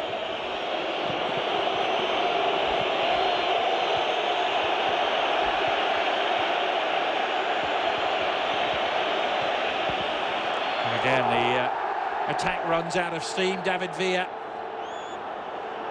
is fouled on the near touchline by Sergio Ramos, was it? Referee again, Iturralde Gonzalez quickly on the scene. Had his work cut out tonight, the referee, but he's handled it pretty well, Robbie. I think he's handled it pretty well. I mean, it's been a difficult game to referee. So much emotion, a great pace about the game as well. Plenty of physicality, lots of tackles. Great bit of skill here, isn't it? But David Villa on the sideline here. A little bit of strength there initially. Clever little move there.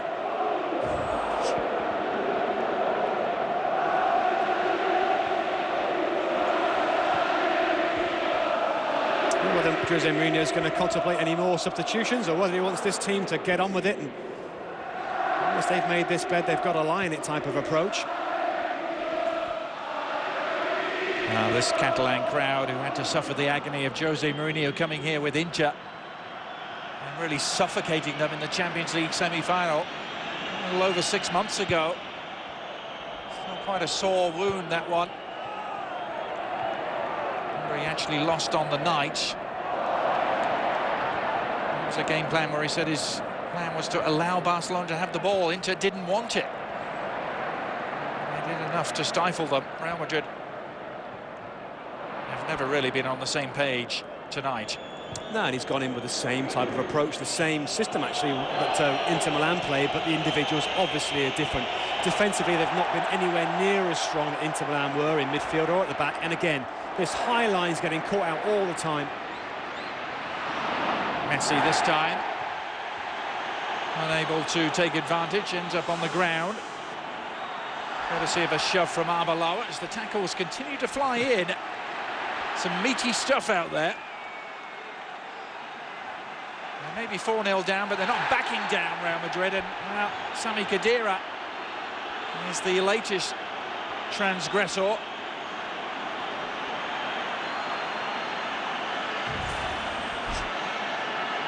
That was a great tackle from Lassana Diarra and Leo Messi. There's a little bump on Messi afterwards. It wasn't appreciated from the Argentine here. And again, that's just a little frustration for Khedira. But can you imagine what it must be like for these players, particularly Sami Khedira, having to chase shadows all the way through this game in midfield?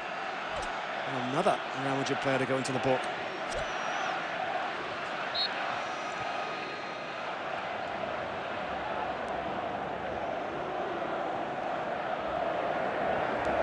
into the final quarter of an hour at the Nou Camp.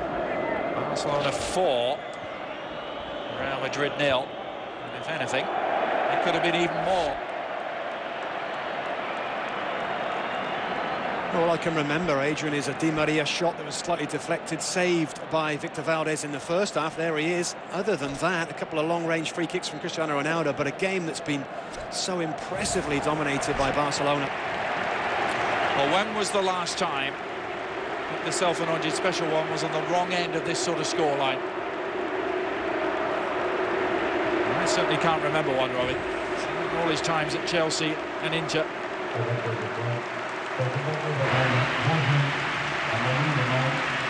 Villa's going to make way for Bojan Krkić to come into the match. A great game from David Villa. Took a little time to get into the game, I thought, in the first half, but he's certainly come alive. A couple of goals. And actually an assist as well from David Villa, so a very, very impressive evening's work from him too. And what a great scenario for Bojan Krkić to make an entrance into. He's got a couple of goals last week. Tail end of that 8-0 thumping of Almeria, and here he is immediately involved. What an entrance this could be, but he can't stay on his feet. Pepe intervened, but Bojan was already stumbling. I don't know how many times have we seen it. Again, offside trap, easily beaten by Barcelona. Pedro just a little, obviously a little bit rusty coming onto the pitch there. Real Madrid, their own worst enemy, giving the ball away needlessly. Bojan has another chance to prevail. A blistering effort. Chica Casillas was able to keep at bay.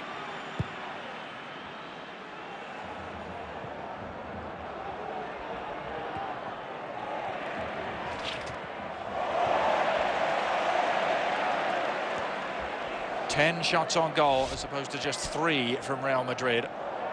Doesn't even begin to tell the whole story. I'd love to hear what Jose Mourinho is going to say about all of this. Again, similar play here. Defensively all over the place. Xavi Alonso, a midfield player, is playing everybody onside that time. Bojan goes through. Good power. Too central though, isn't it? Now Messi.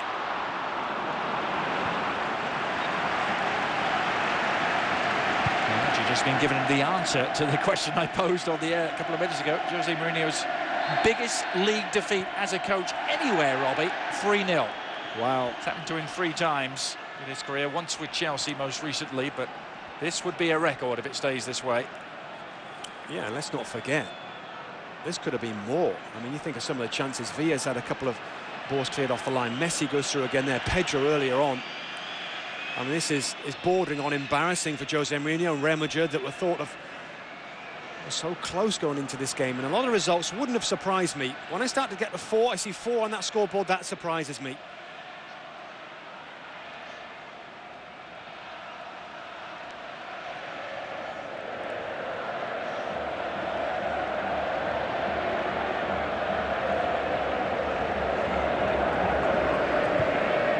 And it'll be Real Madrid's first defeat under Jose Mourinho. Spanish Primera, a manager who's been given more authority than seemingly any other manager in recent Bernabeu history. He's had the perfect start. It's going to be very interesting to see what happens in the aftermath of this annihilation.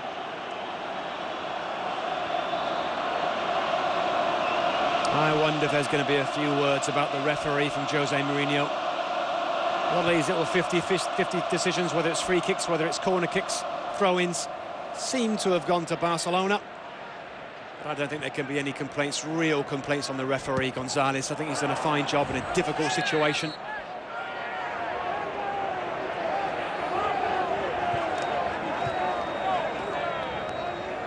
Well, the Spanish public like to bill this as the battle of the Cantera, the quarry, Barcelona. They're habit of bringing through young stars against the Cartera, the wallet of Real Madrid. I think that's a bit of a simplification in modern times as Benzema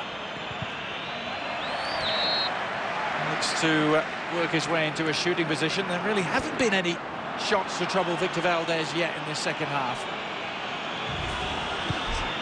Karim Benzema got the start in this game because of Higuain's lower back injury. I don't know whether he's touched the ball 10 times in the game, Benzema. They've been that starved of possession in their attacking third, Real Madrid. But a chance, perhaps, for a late consolation. Not that it really would be much consolation. Up goes Sergio Ramos. Didn't quite connect. Piqué able to get it away. Xavi guiding it into the path of Pedro. Boyan. Two young products of that Barcelona. Cantera trying to spring another counter-attack. It is a bit of a simplification though, Robbie, isn't it? The Barcelona policy of youth, bringing players through their system. Real Madrid's policy of buying players. It is, but you know, obviously you know where it comes from, and there's a philosophy that's very ingrained in Barcelona's Cantera, all the youth players, and I think the examples of Xavi, Iniesta, Carles Puyol is very important, you know, because they're in no way are they big-time superstar players, very down-to-earth, very humble, and I think that, again, is ingrained in this football club, and Pep Guardiola is certainly an advocate of that.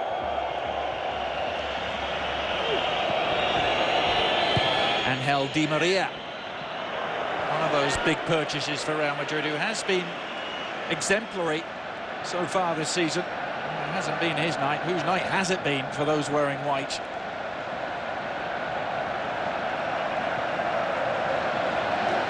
Jose Mourinho in his first Clasico. He had a taste of it as Bobby Robson's young assistant with Barcelona back in the late 90s. It's actually been the best ever start by an incoming manager in the history of the Spanish Primera. His 10 wins and 2 draws. Yeah, and I guess he's seeing it firsthand now as the boss, as the main man, as the star coach, if you like, and I guess he realises how hard it's going to be to topple Barcelona and this league and their dominance. But let's not forget, and these are actually Mourinho's words, that Tuesday is Tuesday and nothing is decided, and I agree with him. I don't think anything is decided just yet. Barcelona will go in with a 2-point lead now, and I think there's 25 league games left, so a long time to go. Of course, one of those league games with the return meeting at the Bernabeu in April.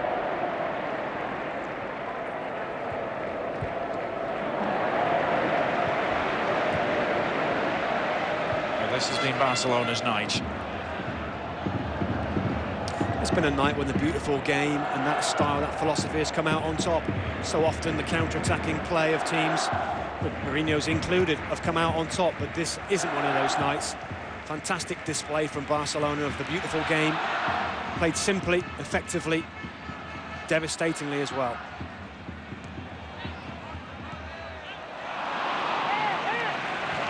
Boyan was just struggling trying to get back onside.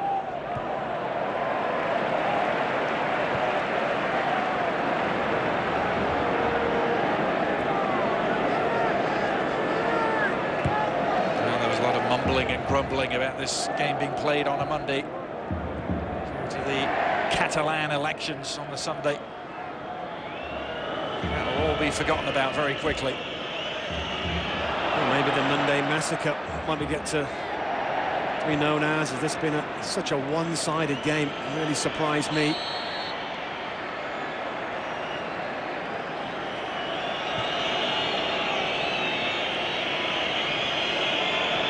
Benzema. And find Khedira.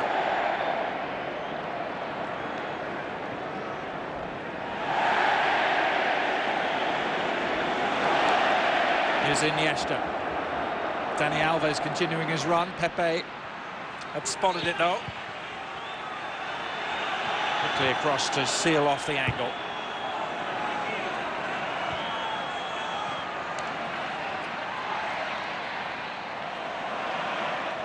It's just another feather in the cap, isn't it, for Pep Guardiola? What an astonishing reign his is turning out to be here in Barcelona. Those 6 trophies 2 seasons ago. To be content with just the league title last year, but now 5 victories in a row in the Clasico. Nobody's done that before in the history of Barcelona.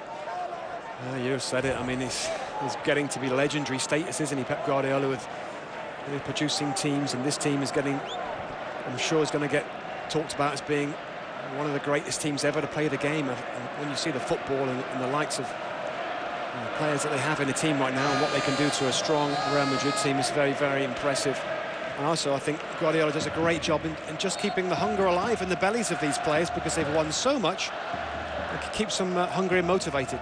The two presidents together, Sandro Rosell, Florentino Perez.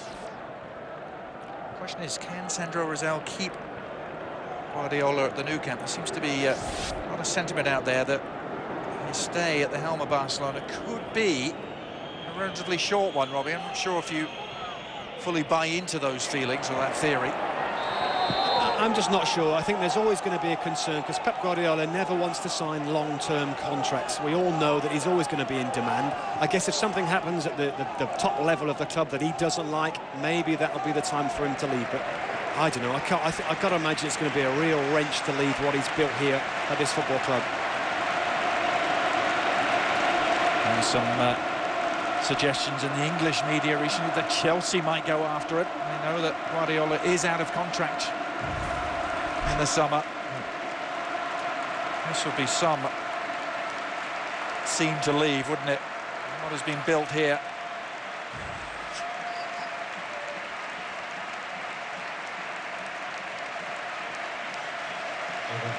I'm not sure what the stats are for Xavi, but I can't remember him giving a ball away in the entire match under intense pressure at times in the game. Seydou Keita, taller player, more powerful player, and comes in midfield as well. But what a good night for Xavi, again for him. The vital breakthrough on 10 minutes for Xavi. And Pedro, who scored the second quickly after, also making way for young Jeffren, 22-year-old, originally born in Venezuela, Spanish under-21 international now. Here's Boyan. Boyan Kirkic. No getting around Sergio Ramos this time. Good strong defending from Sergio Ramos. Just read the intentions of Boyan to go around the outside.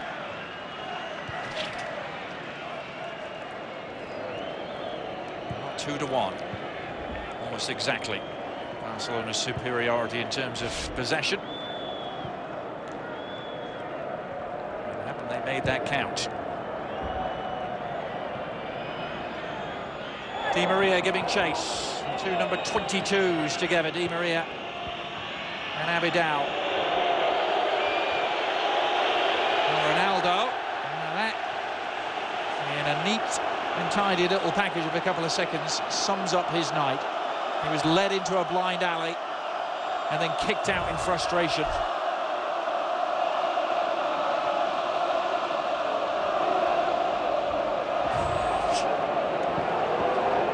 I think Ronaldo's only real moments of note came from 2 free kicks, one in each half, and he was close.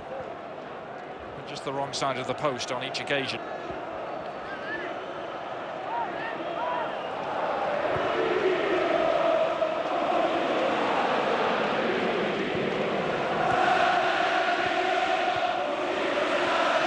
And goes Arbeloa. Tackled by Jeffrey. Just to go back to those Mourinho defeats, Robbie. To that, because Jeffren's on the move again. 2 young products of the Cantera, Boyan and Jeffren, looking to add an extra layer of gloss. And your old team, Robbie, Middlesbrough, were responsible for the last 3-0 defeat that Jose Mourinho ever suffered back in February of 2006 with Chelsea. I remember it very well, Adrian. I orchestrated things in midfield. It was an easy game. I wish. No, I'd left the club by that point. There's no chance of us beating Chelsea. I don't think I ever beat Chelsea, actually, playing for Middlesbrough. But tonight is new territory for Mourinho.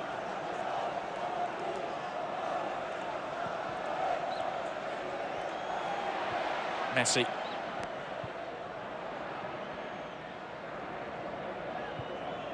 Khedira planting it for Di Maria. It's the pace to trouble Abidal, but Abidal determined to stay with it.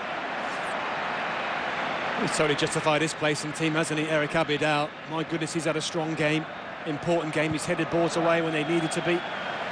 Defended strong, certainly a better defender than Maxwell and Adriano at the football club. That's the one position on the pitch where Pep Guardiola is maybe spoilt for choice. 3 players available to him, 3 minutes of stoppage time. The new camp as Boyan makes waves again, and the final goal is the 5th. And it's Jeffren, the substitute, who's poked it home. Barcelona's brilliant night is complete. And Real Madrid have been thoroughly routed.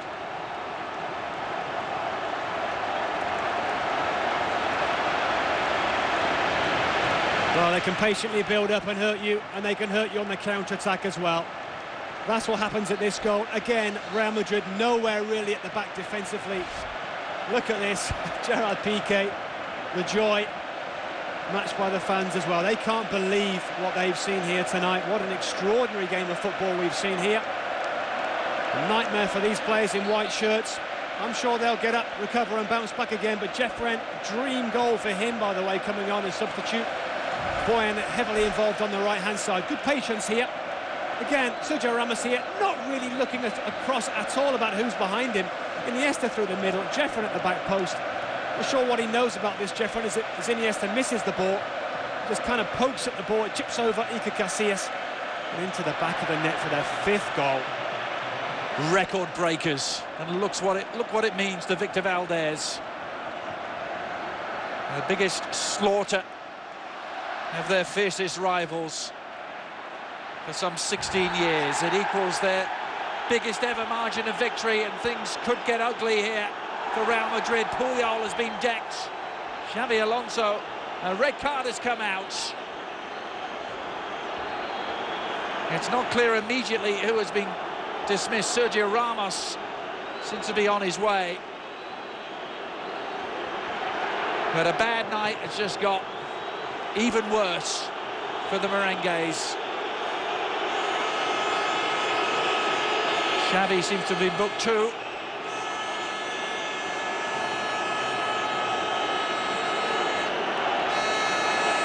Well, I guess it was almost inevitable in the end, Robbie. Frustrations for Real Madrid bubbling to the surface. Lionel Messi seems to be in the player victimised. And we didn't quite catch it on camera. It's a shame, actually, isn't it, that's getting to this. There's a challenge from behind Sergio Ramos, I think it was, who just took a hack at Leo Messi. Then let's take a look here. There's a hand in the face again from Ramos on colours. Puyol. Straight red comes out, and see a yellow before that. There it is. A deliberate lash at the ball from Sergio Ramos. Again, not to be proud of that. And again, Xavi wants to get in his face as well. Total emotional control loss here from Sergio Ramos.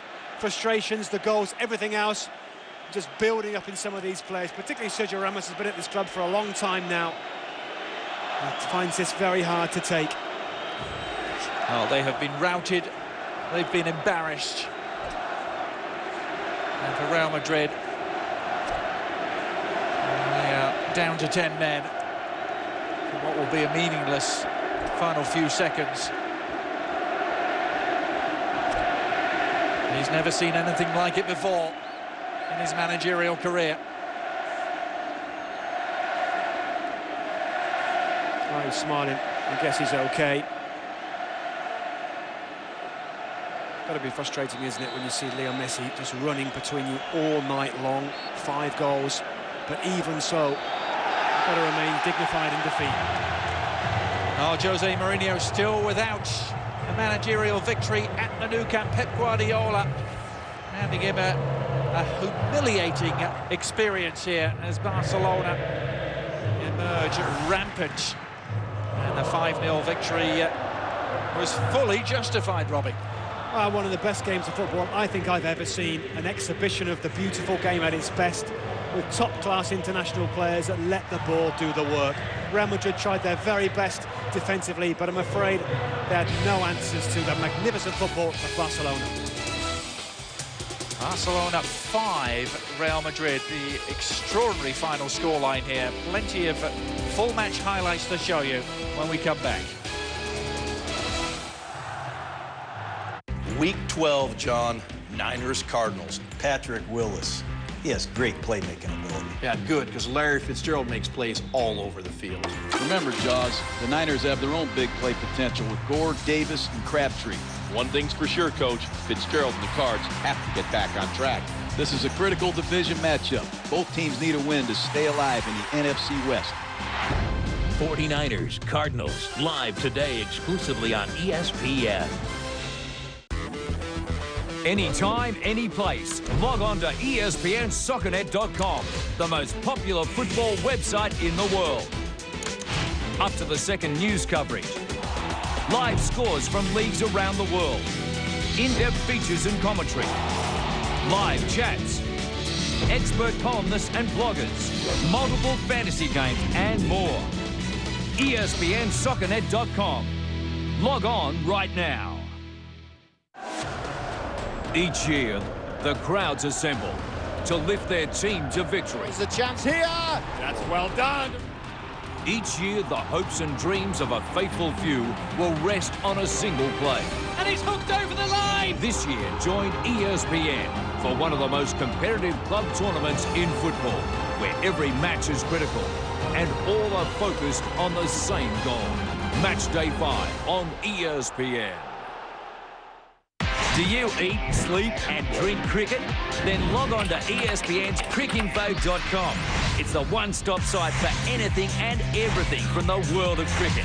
Current series, countries, live scores, results, news, features and more. It's a cricket fan's dream come true. Bookmark it and check it all day long. ESPN's crickinfo.com. It's an all-rounder. Well, if you got your breath back, we'll take it away for you all over again as we look at the highlights. Barcelona, right from the opening whistle, simply superb. Almost got the lead just 6 minutes in. Yeah, it's just a little bit of individual brilliance on Leo Messi. Almost pulled it off as well. Very difficult to get it up and over Iker Casillas. But there was to be not much of a further wait for the opener. It was Iniesta and Xavi who combined. Xavi getting the final touch. Well, there's a great bit of football again. Iniesta's fantastic through ball. Nobody really looked to pick up Xavi, drifting through midfield. I'm not sure this is a brilliant touch or a lucky touch, but it falls perfectly for his second touch and puts it in the back of the net. It was the suggestion of an immediate response from Real Madrid. Angel Di Maria, what proved to be one of their best efforts of the night. I can't remember many other efforts really, apart from a couple of Ronaldo free kicks. Again, though, continue to really give Real Madrid a difficult time in the wider areas. Pedro certainly not switching off. Marcelo definitely did for that goal. Xavi switching point of attack beautifully. David Villa heavily involved tonight. His first major contribution. There's always a little bit of an undercurrent as things got away from Real Madrid. So did their tempers. It was the first sign of it. Yeah, I didn't like that. Didn't like that. It's trying to disrespect for the coach. The coach, yeah, in all fairness, should give him the ball. Ronaldo, a couple of opportunities from free kicks. His best moments of the night was one of them in the 35th, but 2-0 behind. Real Madrid hoping for a second-half comeback. Those hopes very quickly dashed. Xavi might have increased the lead in the 52nd minute. Again, it was a fantastic play from Leo Messi, wasn't it? A run through the middle, a little ball again, and it's going to be continue the same theme here. Exactly the same type of goal, this one. Xavi should have scored, Villa should have and did score. Again, brilliant play from Leo Messi, and drifting from the left to the inside channel, David Villa takes it and is much more ruthless than Xavi was. But again, that's the key. Absolutely fantastic Leo Messi tonight without scoring. David Villa bringing down the house with a second goal for Barcelona, and then there was still time for a cameo role from the substitutes, Boyan and Jeffrin combining to make it 5 for the Catalans. Oh, they're in dreamland now. What a memorable night for Jeffrin, for Boyan coming on. Could have scored actually with his first touch. And clipped over the goalkeeper. You see Victor Valdez there and what it means to him. What a night. And then the late red card Sergio Ramos, not once but twice. He could have picked up 2 red cards there, Robbie, quite easily. Yeah, it's a straight red as well for Sergio Ramos. Yeah, it was just a A desperate lunge, a lash at the Argentine here, and then there's a reaction, a hand in the face. There's 2 sending-offs right there. Another one. So as the dust settles, an extraordinary night at the Nou Camp. Barcelona have the 2-point advantage now and the league lead over Real Madrid. The two teams will meet again in April at the Bernabeu. Jose Mourinho to work out how to recover from this mauling. Hope you enjoyed our coverage. How could you not? It's been a presentation of ESPN, the worldwide leader in sports. My thanks to my partner, Robbie Mustoe, and all our crew working today's game. From me, Adrian Healy, it's goodbye for now.